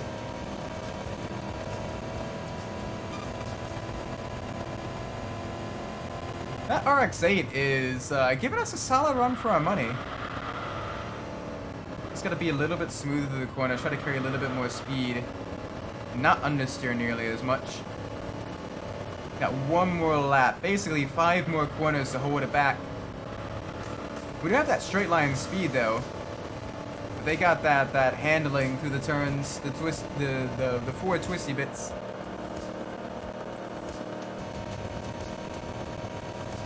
We got the power, we got the aerodynamics. Our car just kind of cuts through the air.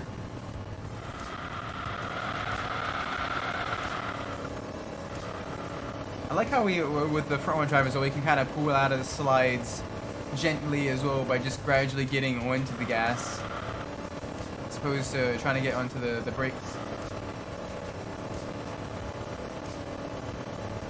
Alright, try to extend the corners as much as possible. Maximize the speed out of them.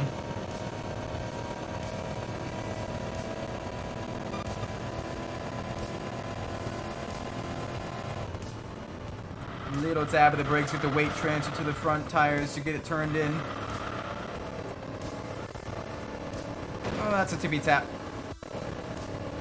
That is a crunch. That is a crunch of the brunch.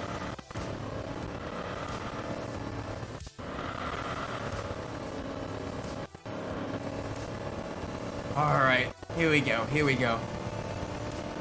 Some speed. 9, 10, Yeah, definitely not gonna be fastest lap, but pretty close. 111s. And there goes the RX-8 doing the flyby. Not bad. We did pretty well there. Cadillac's got some very, very good top speed, some solid acceleration. It's only just dreadful in the corners and the braking. So Speediopolis is one of the few tracks where it can really kind of punch above its weight. There we go. Give us those grippy boys. I want the extra grippies. The extra grippy boys. All right.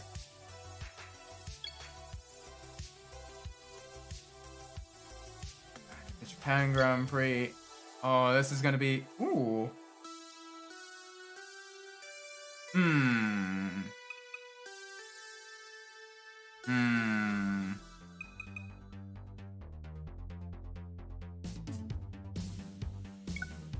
That might be a little bit tough.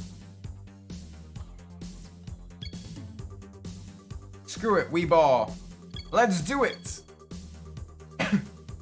Tsukupa's got some acceleration zones. We should be able to do okay here. The Seville has been moderately tuned. You know, we got some grippy tires. We got some solid acceleration. We got 12 laps to ruin our race. So let's see how well we do. Gonna take a defensive line. Oh my gosh, everyone's trying to dive bomb me on the first corner. It's like an online Forza race.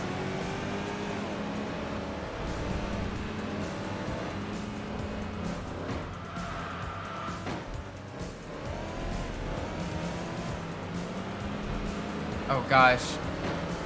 And we are dropping down the order fast. Let's see if we can at least outmaneuver the Corvettes. But with everyone being so close together in performance, that's gonna make it just a little bit tricky. I don't know. I don't know.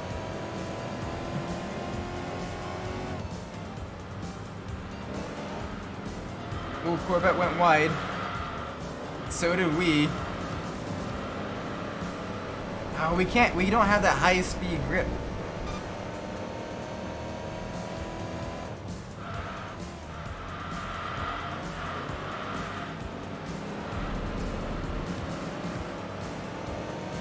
Come on.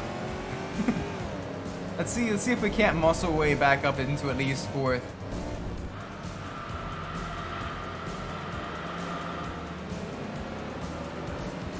It's gonna be a tricky fight though.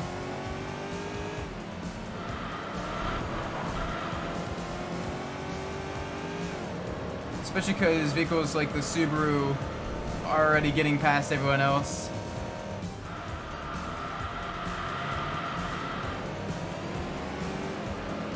I don't know. I'm gonna give it to lap 4. But still in last by lap 4, I might retire out of the race. Because we might not be quite fast enough in the Seville. The Seville might not have the maneuverability and the acceleration and everything to really go toe to toe with these vehicles. Gosh. I don't think we got a chance. Yeah, I don't think we got a chance. No, we don't have a chance. We bit off a little bit more than we can chew. Ah, pain. Our ranking's gonna plummet. Jeez. All right. Yeah, that's bad. That's fine. We can recover.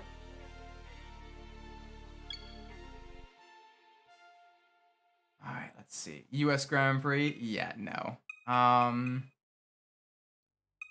What else do we have here? Ooh. We haven't raced a Victoria's Road at all yet this stream. Front-wheel drive race. We're in a very big, super heavy sedan. Everyone else is in a bit more lightweight front-wheel drive sports car. Should be fun. Got a Nissan Primera. I see a Civic Type R back there.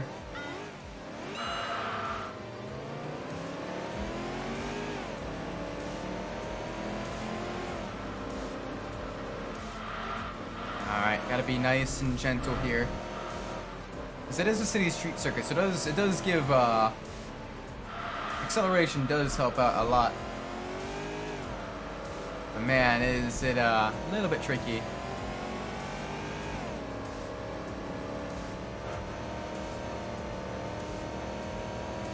Come on, carry some speed. There we go, nice and smooth across the bridge, into the dip, into the roundabout.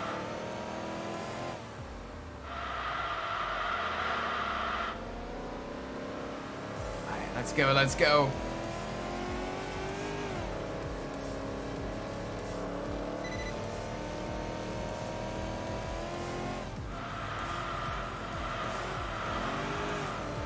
Come on, nice and gentle.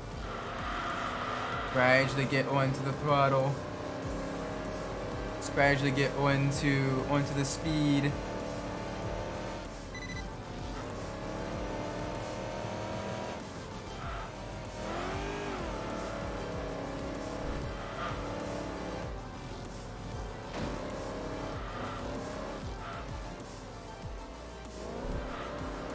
Gotta be careful through the tighter sections here. It is a big car. It is a very, very big American V8 sedan. This is probably, just out of curiosity, Mr. Midnight, the Cadillac Seville, with it being a full-size V8 powered American sedan, would you consider this a muscle car, even if it is front-wheel drive?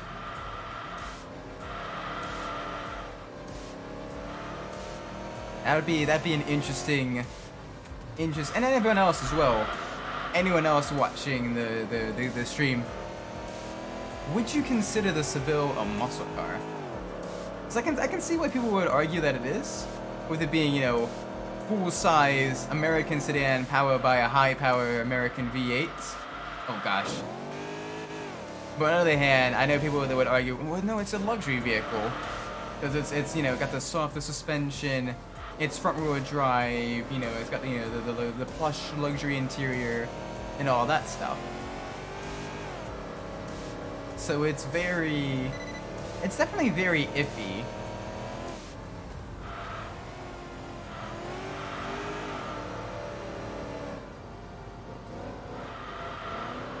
Can't tell you, I think everything in America is a muscle car. Ford Focus, muscle car. Dodge Neon, muscle car. Chevy Sonic, muscle car. Ow. Although to be fair, we do have a lot of V8 powered, high powered, high torque sedans as well, especially from the 2000s, like the Chevy Caprice, the LS4 that was used in like the Monte Carlo. That front-wheel drive V8 there as well was very, very nice. People swap those into Fieros, which is absolutely crazy. You get a V8 powered, transversely mounted V8 Fiero. Like that is awesome. I wanna try to do that sometime. That'd be a fun vehicle. Because the regular Fieros, they only have the anemic Iron Duke engines. Or the okay V6 engines. But you swap a tuned LS4 with 300 horsepower into there. Yeah, that is nice.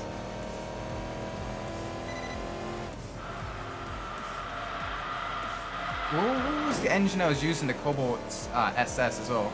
That'd be kind of a fun engine swap into the Fiero. Cause that one was supercharged or turbocharged, depending on the year. Inline 4 engine that was also, you know, very, very moddable, had a decent modding scene at the time.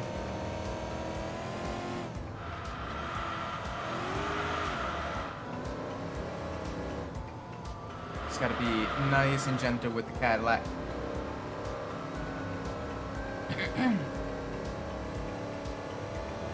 Over the crest. Easy.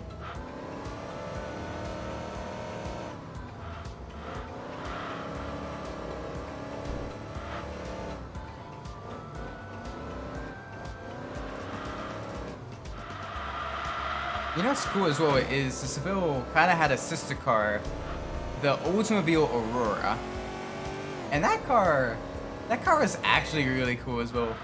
Oldsmobiles were very hit and miss in the 90s and early 2000s, but some of them were like really, really nice. Like the Aurora actually was really cool.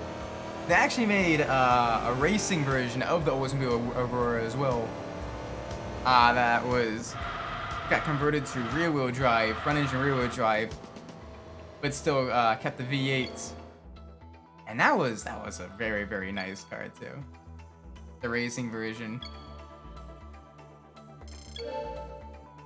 Alright, let's get a little bit more power. More power, baby! Sweet.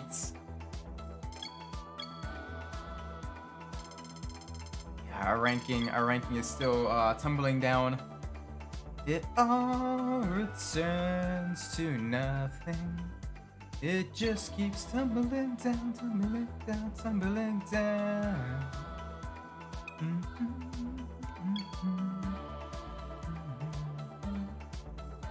Just keeps running me down, running me down. We might do a little bit better at the Tsukuba race here. Similar odds, but the vehicle does have a bit more modifications. And it is going to be up against slower opponents in terms of their aggression, and at a slightly lower level of vehicle tune. Oh, that sounds nice.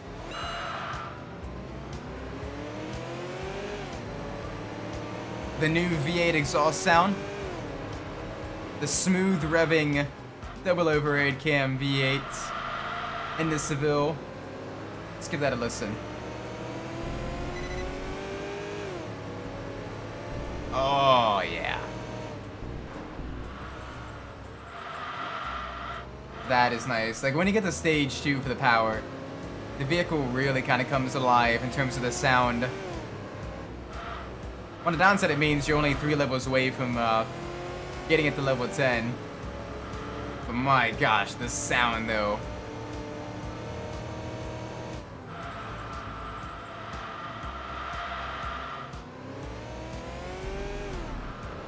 Alright, let's see how fast we can get it going on the back straight.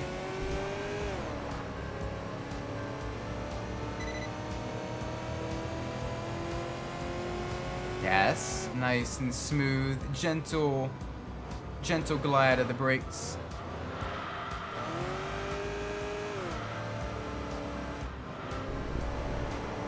Oof. Alright, come on.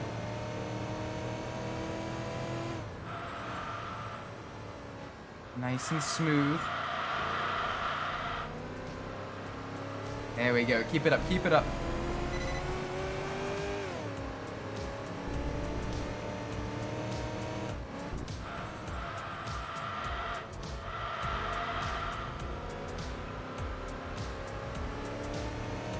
Alright, we got that BMW behind us. That's gonna be, we have an advantage in power. That only makes about 240, 250-ish. Whereas we got well over 300. But they are much lighter, much more maneuverable than us. So it's going to be an interesting matchup. See who can come out on top. We do have the advantage out of the really slow corners, though. Get that acceleration, get that power down. Onto the grounds. Really launch the car forwards. But in the higher speed corners and in the under braking, they do got that advantage. They do have that cornering ability that we do not have. And you can see they are slowly gaining on us as well. So I gotta run defensive lines. I say as I immediately run wide on corner exits. It's working though. Keeping them behind. They're probably gonna get a little bit aggressive. A little bit RG and burgy. But we got this. Nice and gentle.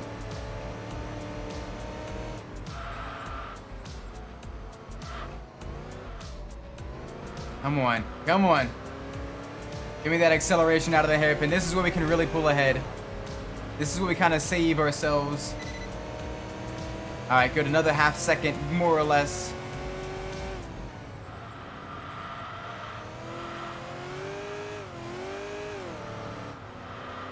Oh, the understeer on the sweeper, though.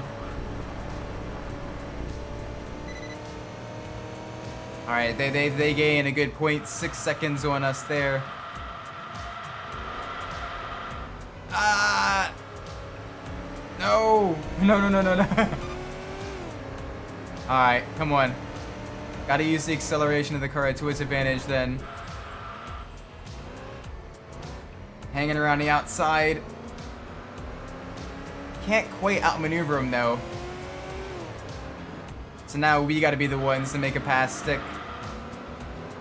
That's gonna be a little bit difficult unless we can really get a good acceleration out of the hairpin. Oh, little nudge there. Well, that didn't slow him down much, but it did affect our corner entry. In that slipstream, though,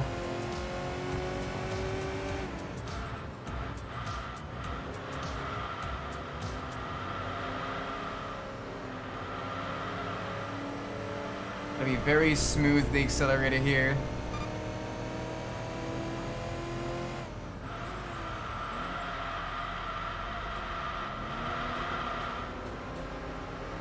Absolutely cooking our front tires. Thankfully, there's no tire wear. But these fronts are screaming for mercy. You can hear them squealing.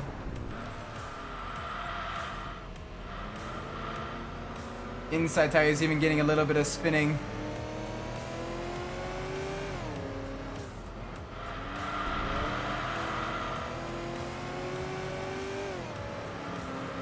Come on.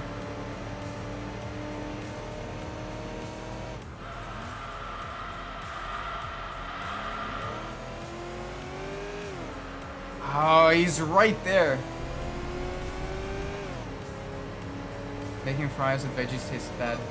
I'm buying green chang again. Wait, like full-on veggie fries? Or like fries and veggies together?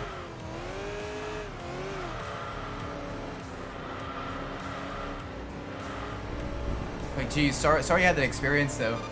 Always good trying new things, but sometimes those new things don't always work out. And you're like, oh gosh, that tasted horrible. And you're like, but I spent money on this.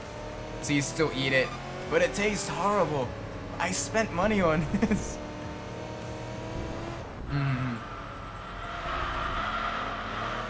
Like when I tried making the cauliflower chicken wings. Oh gosh, that was gross. That was green giant veggies. That's what I'm making. Oh. Sorry. That makes more sense. Have you ever tried sweet potato fries, Adachi?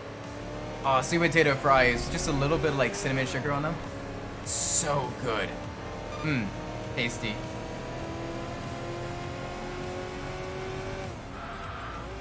And my attitude is, even if I spent money on it, I'm not gonna poison torture myself eating it.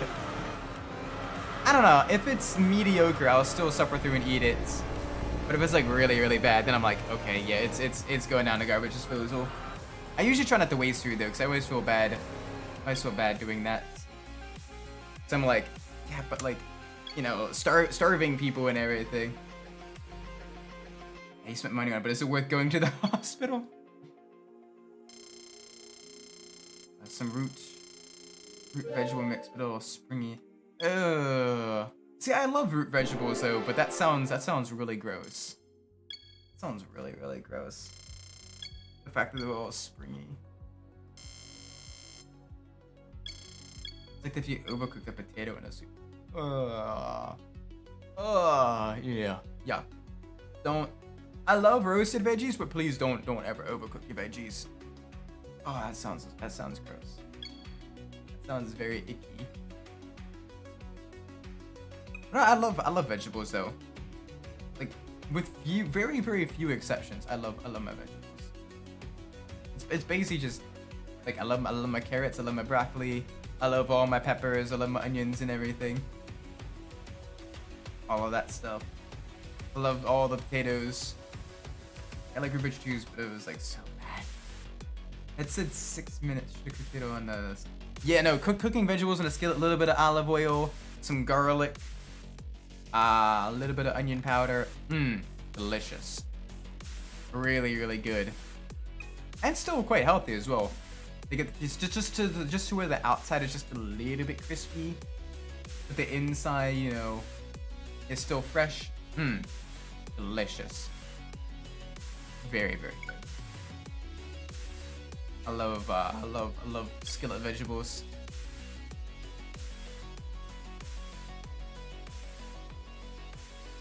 Alright, what options do we have here? Do Tsukuba again. I really don't want to do Tsukuba again. I thought thinking that I could nuke it and it would be the same as other green giant veggies. Oh yeah, no, fresh vegetables in general, I try to avoid microwaving things if I can help it. Microwaving, especially stuff that has like lots of water in it, sometimes it turns it very mushy, very gross. Like, even stuff that, you know, is like, oh yeah, you can microwave. I'm like, nah, I'll make it a different way. Like the mashed potato mix I have, and it's like, oh yeah, just put in a bowl, microwave it and everything, mix it all together. Nah, I do the stovetop version where you boil the water, you put the butter, the salt in, then you take it off the heat, you put the potato flakes and the milk in, you fluff it up until it kind of solidifies. And then you put in a little bit of black pepper. That is the good stuff. Because that way I can kind of better control it and make sure it's, you know, always, you know, really good. Because when you do it in the microwave, sometimes it's still kind of soggy and not that great.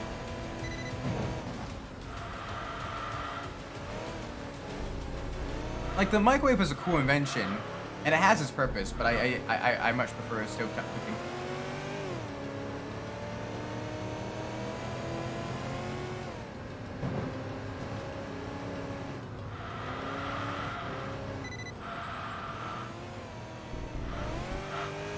And then there's some cookbooks that are like, oh yeah, take this raw chicken and just put it in the microwave for 5 minutes. Ew, it's gonna end up all rubbery. I don't want that. I would literally bake it, or I would like cut it up into tiny pieces in like skillets. You know, put in this, roast it in the skillet and everything. But, oh gosh, microwaving raw meat. No, thank you. That being said, though, there's one book called the Man Can Plan and the Man Can Microwave. So those recipes are really good because it kind of gives you like a baseline, and usually those are quite customizable. So you can kind of add and you kind of modify them to make them even better. Use, you know, the fresh ingredients as opposed to canned ingredients, and still, you know, not break the bank. And that's get some good ideas at times. Like I love the black bean quesadillas in there. Although I substitute the canned green chilies for diced up jalapenos, and that is delicious. I still use canned black beans because, well, canned beans are, you know, dollar per dollar, really, you know, really cheap and still quite tasty. But no, it's, you know, that's some good stuff though. Like I also like the using a modified pineapple port. I think the Man Can Microwave one, but I have a wok, so I kind of just do like a Hawaiian style or Hawaiian/Asian style stir fry in the wok with that instead, but just kind of using the same kind of mix of ingredients to cook it all together, and then I serve it on top of rice, and it's quite tasty.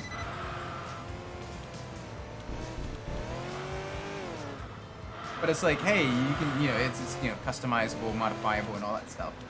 Which is why I have those books, is because it's simple, quick recipes that you can kind of turn them into a bit more complex stuff that is still very nice.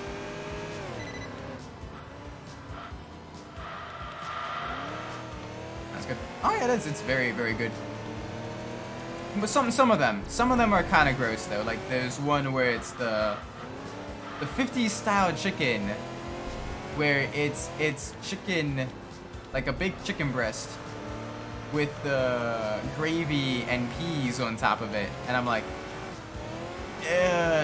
no, that's just kind of gross. I don't like that. But some of them are, you know, pretty good, pretty modifiable. Like the tuna Roma, I like you doing a modified version of that. This canned tuna is cheap and still quite healthy. Just gotta watch out for, you know, not eating it too much because of the mercury. Gotta watch out for like mercury content and everything. But otherwise, you know, good lean, healthy meats. That's also fairly inexpensive, and you can kind of turn that into a nice pasta dish.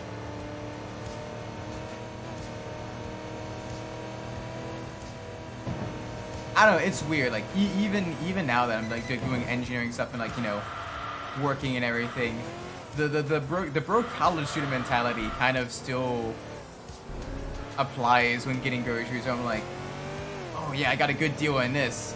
Let's stock up with this as well. And I'm like, no, I can, you know, you can kind of afford some of the higher end stuff and everything. I heard that canned tuna isn't good for the mercury. I mean, in like really small, like, you know, like unless you're eating it like every day or like, you know, every other day or what have you, you'll probably be fine. There's so many things on this planet that can, you know, cause major health issues. If it's not one thing, it's going to be something else. So obviously, you know, be cautious, but don't take, you know, be so risk averse that you know, eat like literally nothing, or you're like, oh, I don't want to eat that. I'm literally going to murder me or whatever. That Subaru caught up very quickly.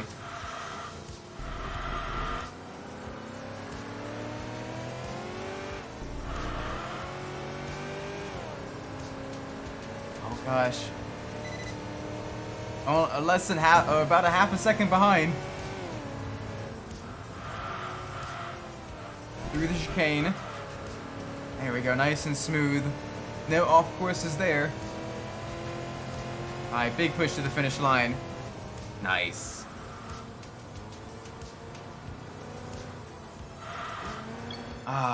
This should be enough to get it to level 10, I think.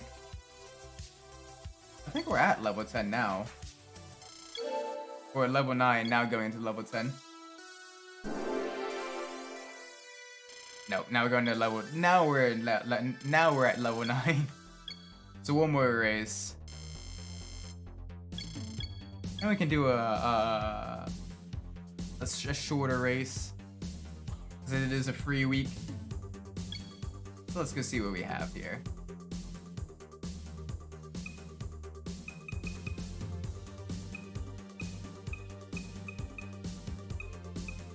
Any interesting full-size sedan race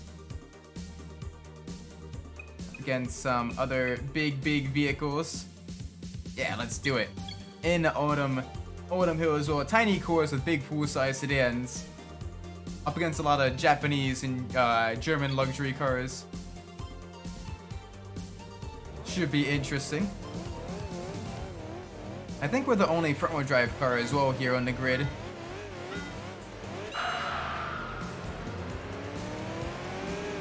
Let's see how well we do.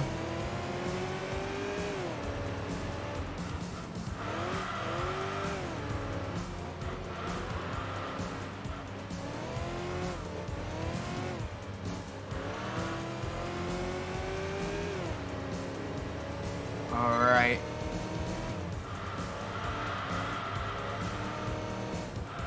Easy here through the twisties.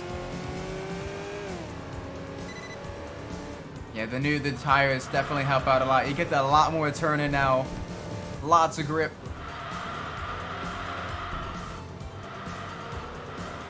Still an absolute boat though. but it's a bit more of a maneuverable boat.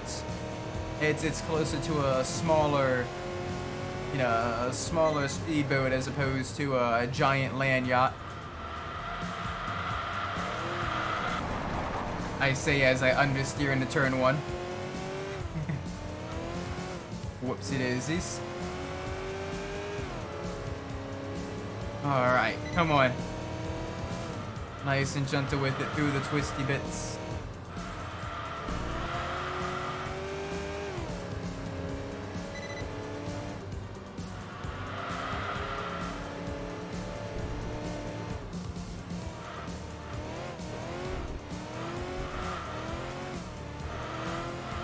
Come on, come on.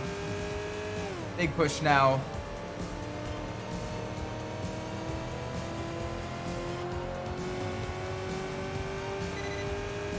It's got some good straight line speed though.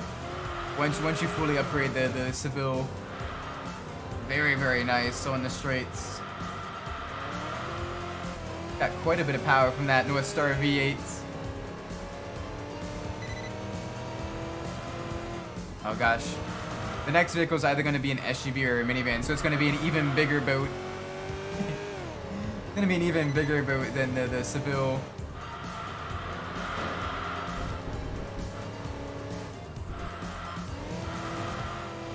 Gotta be nice and gentle to the car though.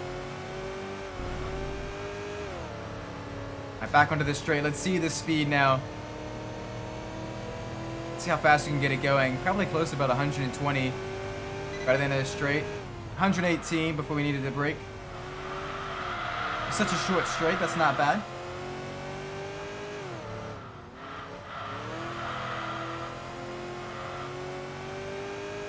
Alright, here we go, here we go, here we go.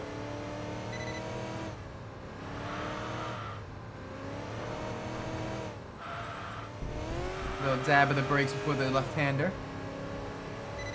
We go slowly off throttle through the tunnel. Just nearly clipped the first inside curb. Basically treat that as a single double apex corner.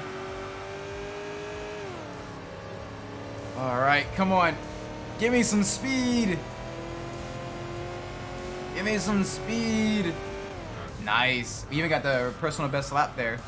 Sub 50-second lap, which isn't bad in the Seville. Not bad for a very heavy Cadillac. Whew. There we go, now it's level 10. Sweet. Alright, now we can go change the vehicle. Let's get the random number generator up.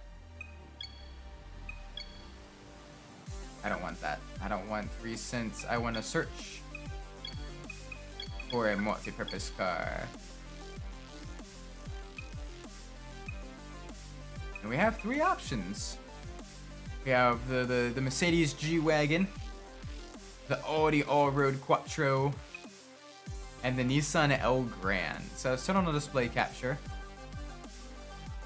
Gonna refresh the random number generator between 1 and 3, and let's generate 1. It wants the G-Wagon.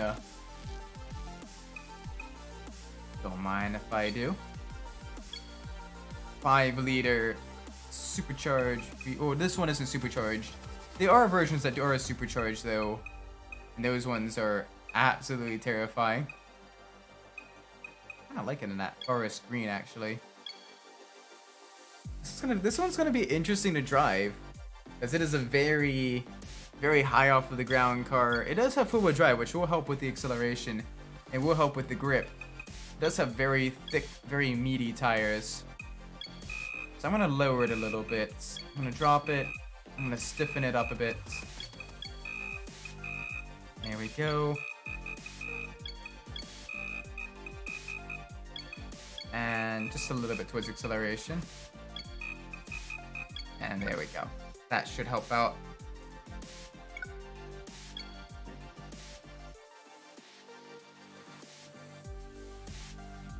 Alright, King of the Iceman Cup. Alright, so four-wheel drive versus four-wheel drive. Can't really use that to our advantage.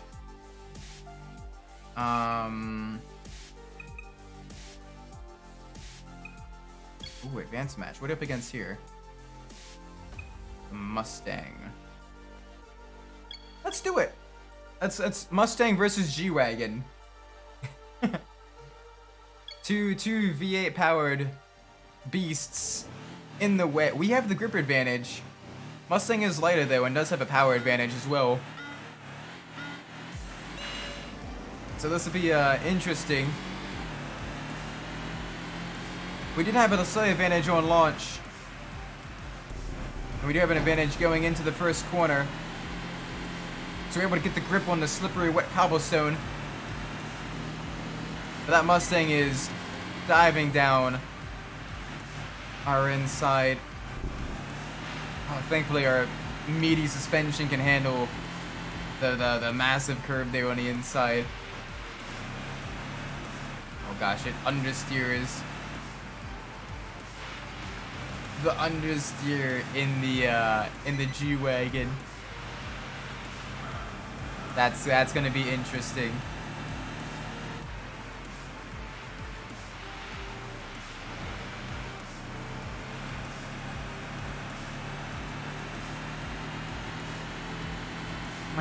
Might do a race or two in the G-Wagon in the stream, just to kind of come to grips with it.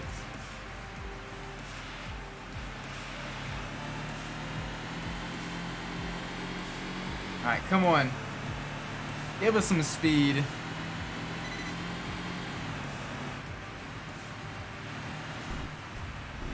Nice and gentle.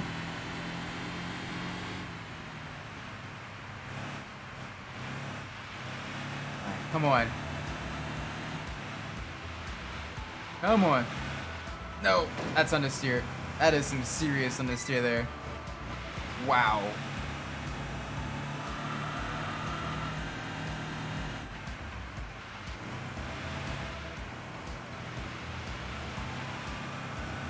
Alright, come on.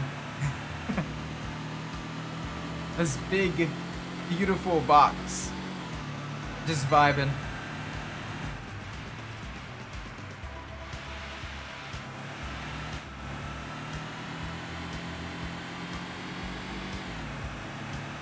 Alright, come on.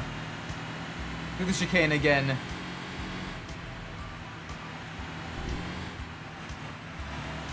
Mostly smooth, just a little tap of the wall there.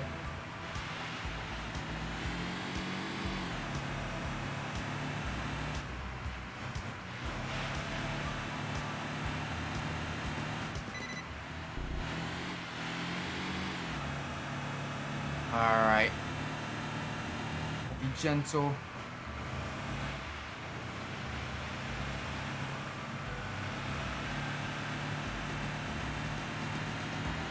Let's build up some speed.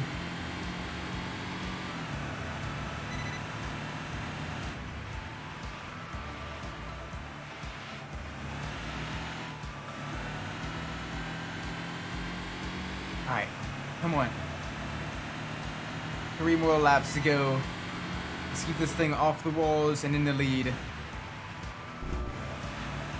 5 seconds ahead of the Mustang. The 4-wheel drive and the massive grippy tires are helping out quite a bit in these treacherous conditions. So to make sure we don't make any other mistakes.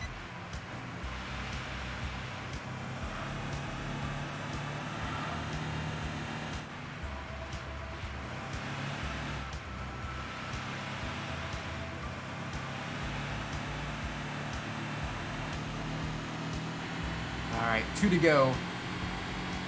Big push. That was weird seeing a G-Wagon out in the wild as well, because it's like, it's a massive SUV. Like, it's a huge vehicle. It's tall as well. And they're so expensive, so you see them and you're like, oh my gosh. Like, you don't... Like, you know, like, so few of them are going to actually be used off-road. Most of them are just kind of like, you know, pavement princesses. Because they're basically they cost about as much as a house. So oftentimes, you know, they're meticulously polished. you know, basically bling wagons as opposed to actual off-roaders. Though I do wonder what, you know, what would happen if Mercedes entered some in like competitions and stuff, like Dakar and all that. I think they have a couple of times, but that may have been a while ago.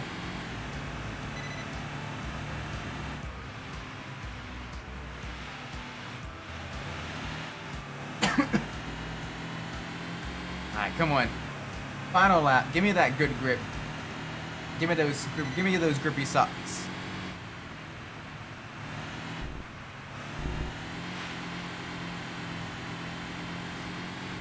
Easy on the brakes.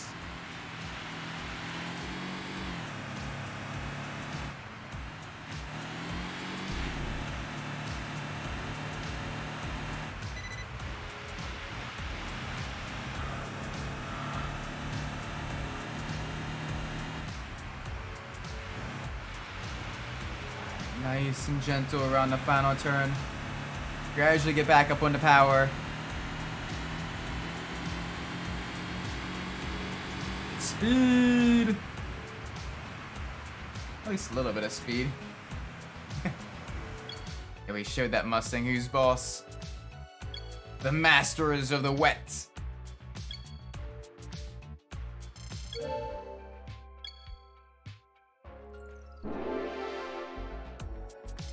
There we go, a little bit lighter now. That's good because the SUVs are a little bit chunky. Do one more race before we end the stream. It looks nice though. I kind of like the look of the G-Wagon, even if it is obnoxiously impractical. It's just a genuinely very cool car. Ooh, Renault 5 Turbo. The G500.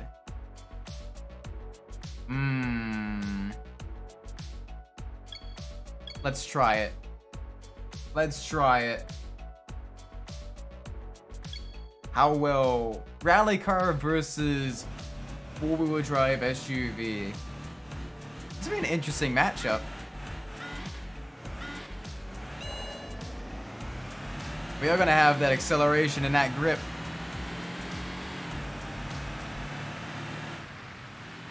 But we are gonna need to brake much earlier than the Renault, just because of how heavy this car is.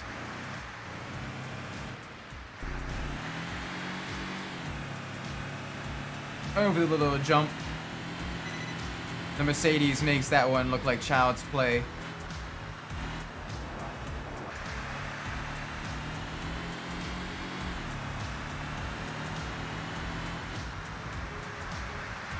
Ah, okay.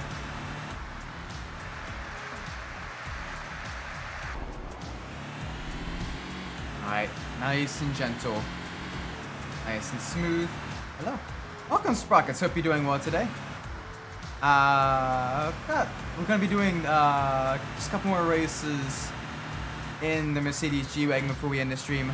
Might do one more race after this one. I'm gonna try to do more off-road races as well, since this is a big, hefty SUV. But it's got that all-wheel drive grip, so it'd be a nice vehicle to use on the treacherous conditions. And I don't really do off-road races that much in game, so this would be a fun one to kind of try to win races in. We have grip, but the weight is going to make it a little bit difficult to stay ahead. So we got lots of grip versus we're up against the little Renault 5, which is a street version of a Group B rally car. So basically have a rally pedigree versus massive off-roader pedigree. And it's gonna be interesting. Both vehicles that are very boxy but also very gorgeous as well. Right now though, we're doing well enough to keep the Renault 5 at bay. But any mistakes? Oh gosh. And our goose could very easily be cooked. I need to start using some of the e-brake a little bit to get the car rotated through some of these corners. Because, wow.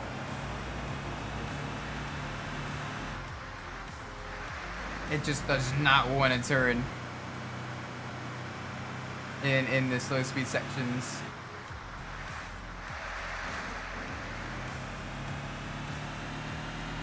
Come on, get it turned in.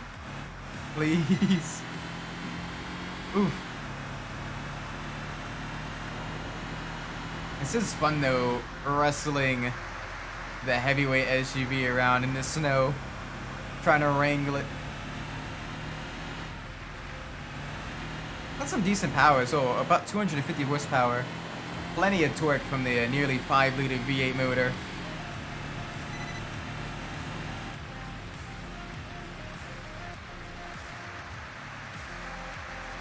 Oh boy. There we go. Kept it from going off course. Just a little bit anyway. We're getting really close to the wall. As you can hear the snow that got plowed real close to the wall. As you can hear that crunching as well. Just gotta make sure.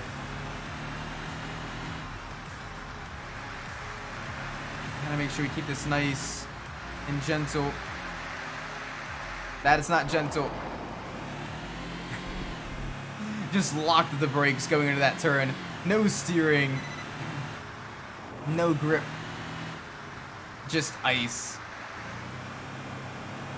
And while I am used to driving in the wet in real life because Maryland, snow is a whole different story. It doesn't really snow. It's more so slush here, or like freezing rain. So actual snow. I don't have a whole lot of experience driving in.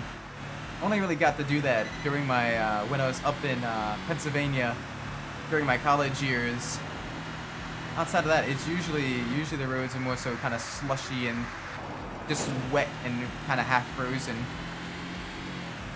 So having actual snow accumulation on the roads is a foreign concept to me. Not quite that far up north. But although we do occasionally get snow like that, but it is sort of a once every couple of years thing. Gosh, at this rate, we're not gonna get any points to upgrade the poor Mercedes. Gotta be very gentle with it. Gotta brake earlier. Be gentle with it through the turns. Like we have enough time. We can be a little bit slower. We can dial it back a bit.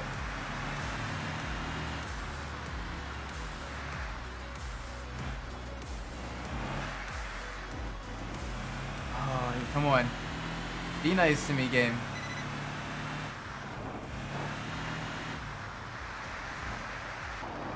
Bonk. Damn.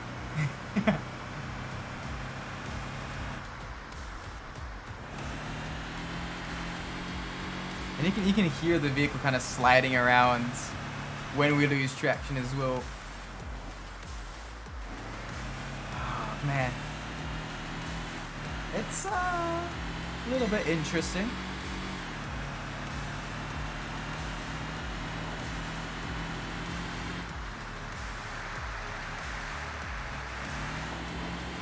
Oh, that was so light.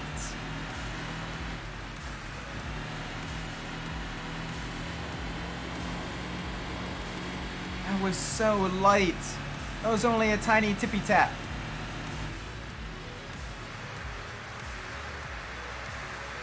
Alright, this is gonna be a heavy chunk.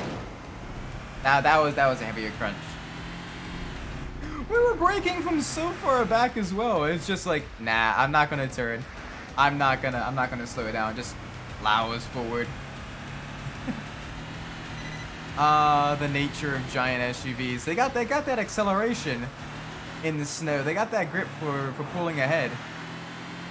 But turning, braking, no.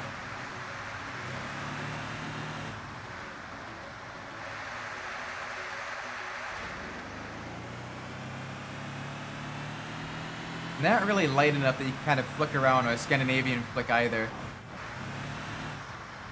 Gotta be very deliberate, very gentle with them.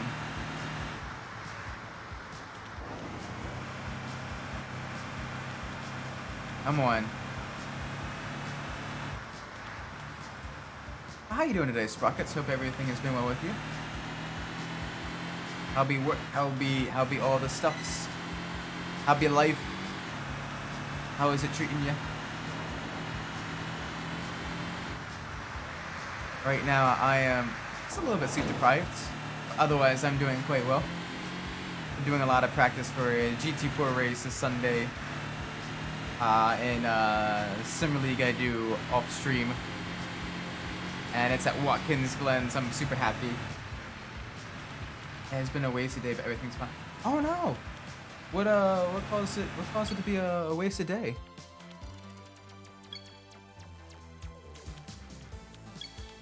Just anything to level the vehicle. What just, you know, had to stay at home, or just, you know, issues at work, or well, everything is fine now.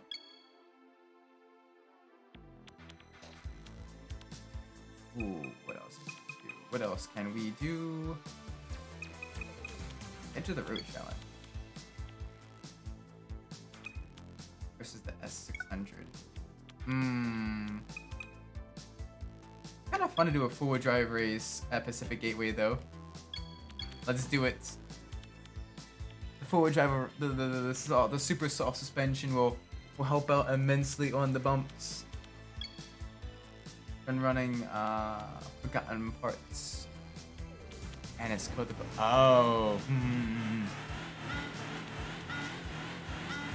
I gotcha. And that's rough when you kind of have to change up the schedule and everything, or you know you had to someone else's mistakes basically become your problem instead. Yeah, no, that's happened to me before in engineering as well, where you're like, okay, I've got a decent workload, just going through at a steady pace. Now someone's like, oh yeah, I forgot. I forgot to do this thing, or oh, we changed the parameter of the design, or what have you. The oh, I forgot moments. Yeah, I am familiar with that. And you're like, but I just did it this way. Yeah, but that's not gonna work now. You could have told me that earlier. Yeah, but we forgot. Like, I get that. On the engineering side of things, where the customer is like, oh yeah, whoops. We needed to do this also.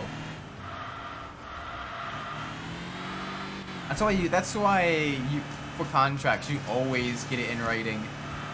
And you make sure like they sign everything, and you like make sure they triple check it as well, so that you know you give them exactly what they want. If you have any ability to control contracts, that is what you do. This is work in retail. They give you 50 cats to do and finish them all. It's right. Jeez, that is brutal.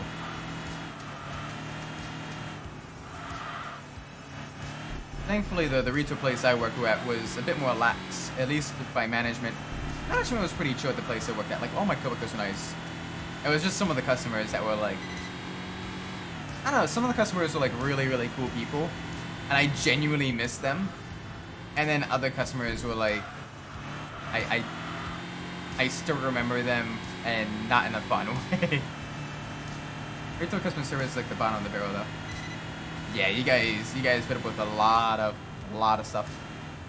You should try to be as nice as I can to retail peeps, cause I've been there. I know the frustration. I know the struggle. Customer service as well, like tech support and everything. They're dealing with angry people all the time for stuff that they can't control, and they're doing their best to kind of, you know, run through the checklist, be like, okay, diagnose it with the phone and all that. Yeah, that is rough. Come on. We got the Subaru Impreza and just in front. More issues to manage with the customers. Thankfully, I think about a good 60 to 70% of the managers that I've had in my life have been quite solid. There's only been a select few that have been genuine dog water, which is good. Because management kind of makes or breaks the job. Management and your coworkers. You can kind of deal with frustrating customers every once in a while because you give them what they need, they bugger off, and hopefully you never see each other again. But managers and coworkers, you see them, 40 hours a week, if not more. So it's they play a bigger role in whether or not a job is a good job. Come on. You're being chased down by a giant flying brick. Oh gosh, giant flying brick has understeer. But just look at the... You can't even see the Impreza when you go into third person mode. I think we got time for one more race after this. And then we'll end this stream. Come on. Close. That was very, very close. But that Impreza, it does have that rally pedigree. It is very, very quick, very maneuverable. There we go. We got some grippy boys though.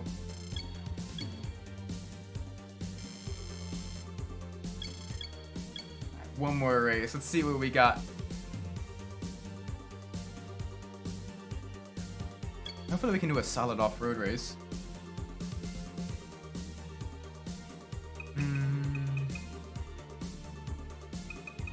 What are we up against here on the edge of the road? The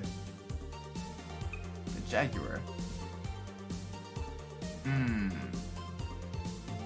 interesting one.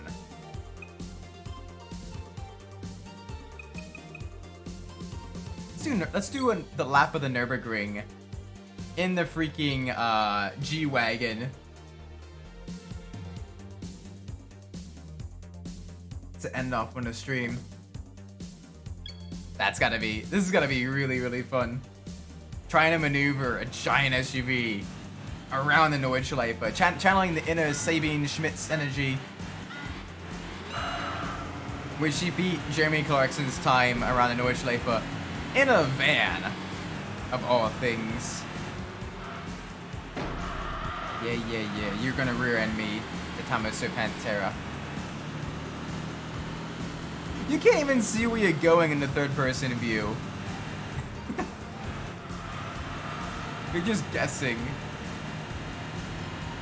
That's hilarious. That's how big and how high the G-Wagons are. Like, they're basically the German Hummers.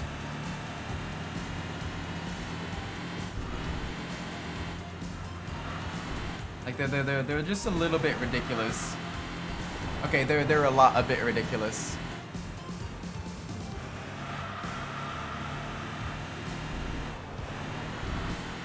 So far though, we're doing decently. Like the G-Wagon actually has a lot of mechanical grip. It's just, it's a brick. It's heavy as a brick, and it's got the aerodynamics of a brick. So you just gotta be very careful going through the corners. And it's very sloshy as well. Like you can kind of see the car kind of rotating and rolling back and forth. For a brick though, it pulls. Jeez, 140 miles an hour in a car that is a literal box on wheels.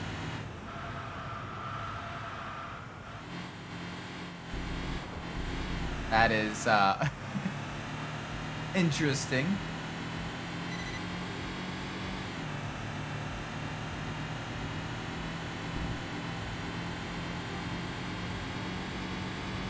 Alright, come on. We got this. Nice and smooth through the twisties.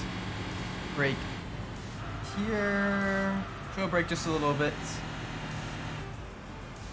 On the bright side, all these laps of the Nordschleife will help us with the final license test in Gran Turismo 4 when we do that.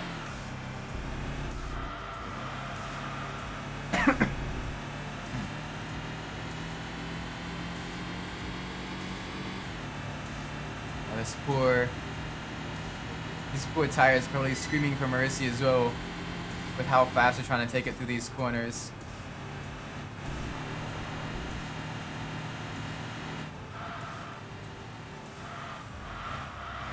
Putting in all kinds of heat into the treaded tires.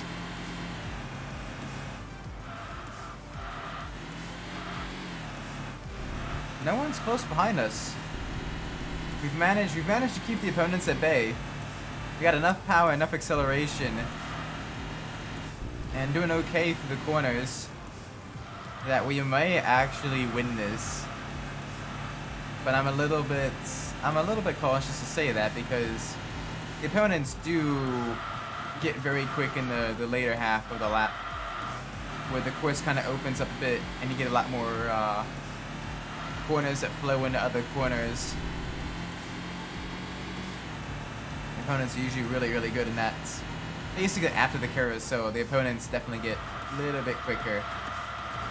Whereas this earlier section, with it being a lot tighter, a lot more technical, followed by sections of very high speed, you do have a little bit of an advantage.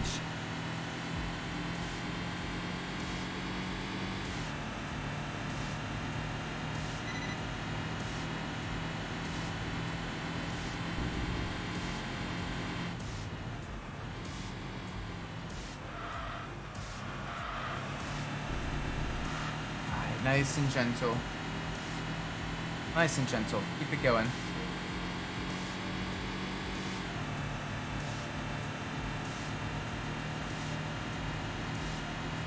Come on.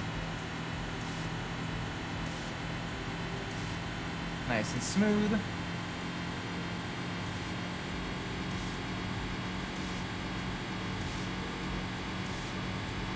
There we go, there we go.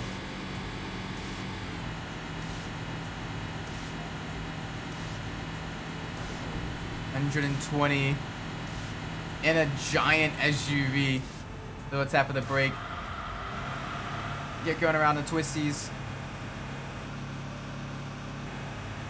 Come on.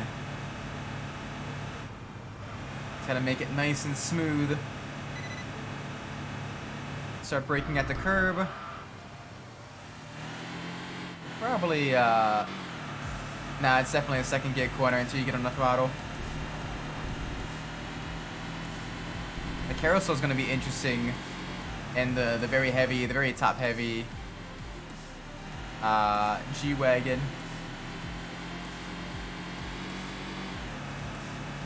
Not bad, not bad.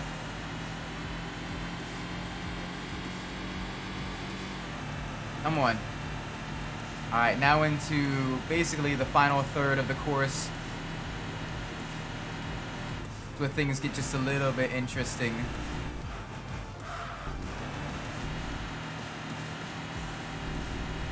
As corner flows in the corner, so you gotta be really, this section basically you need to know the Nordschleife. You just kinda need a vibe.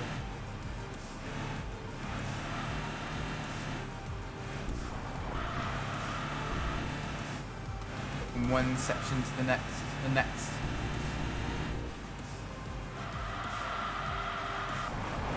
Not doing any off courses like that. Much more difficult to find reference points here in this last section compared to the earlier sections. There's a little bit less to reference. And at least for me, the course just kind of starts blending together at this point.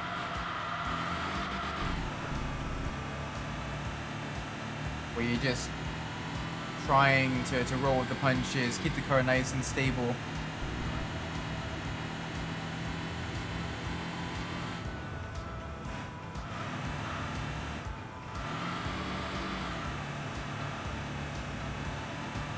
Come on. Gotta pull out a gap because some of them might be a little bit quicker than us on the really, really long straight. So I can't imagine this thing goes much faster than 150 miles an hour. And it's definitely be struggling a little bit on that uphill. It's already gotta be pushing against the wind. And that try to carry all that weight up the uphill as well is gonna really slow it down. So it's gonna be just a little gentle.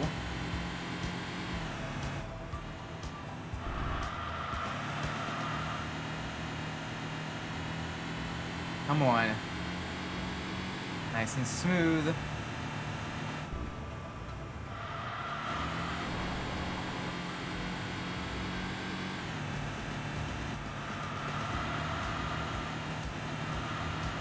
Alright, yes. Alright, let's see how fast we can go now. How fast can we go in the SUV? Yeah, only 5 speed. 130. Going up the uphill now.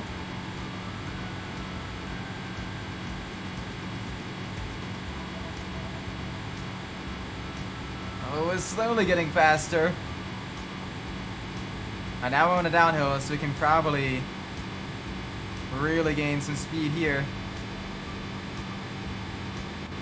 146, I heard it bounce off the rev limiter. Oh! Major course cut there. Right, gotta brake way earlier. You're coming from basically 150 miles an hour in a vehicle that probably weighs well over a ton, if not more. Just a very, very hefty vehicle. We won though. Surprisingly enough. So that's good. And that's enough for probably 2 level ups. Or just 1. Alright, that's fine. We got the power. Alright, so let's save and let's end this stream here. Make sure we get that. Make sure we save. Well, I've only forgotten to save once. And I learned not to do that again. On the bright side, I did get to drive the lovely Chevy Astro more than once. But yeah. Whoopsie daisies.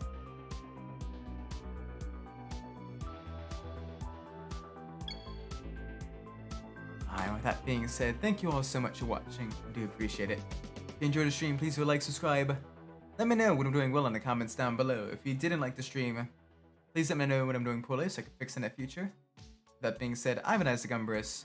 Wherever you are in the world, whatever time it is for you, may it be a great time. And I hope to see you all in the next stream. Until then, take care everybody. Bye bye!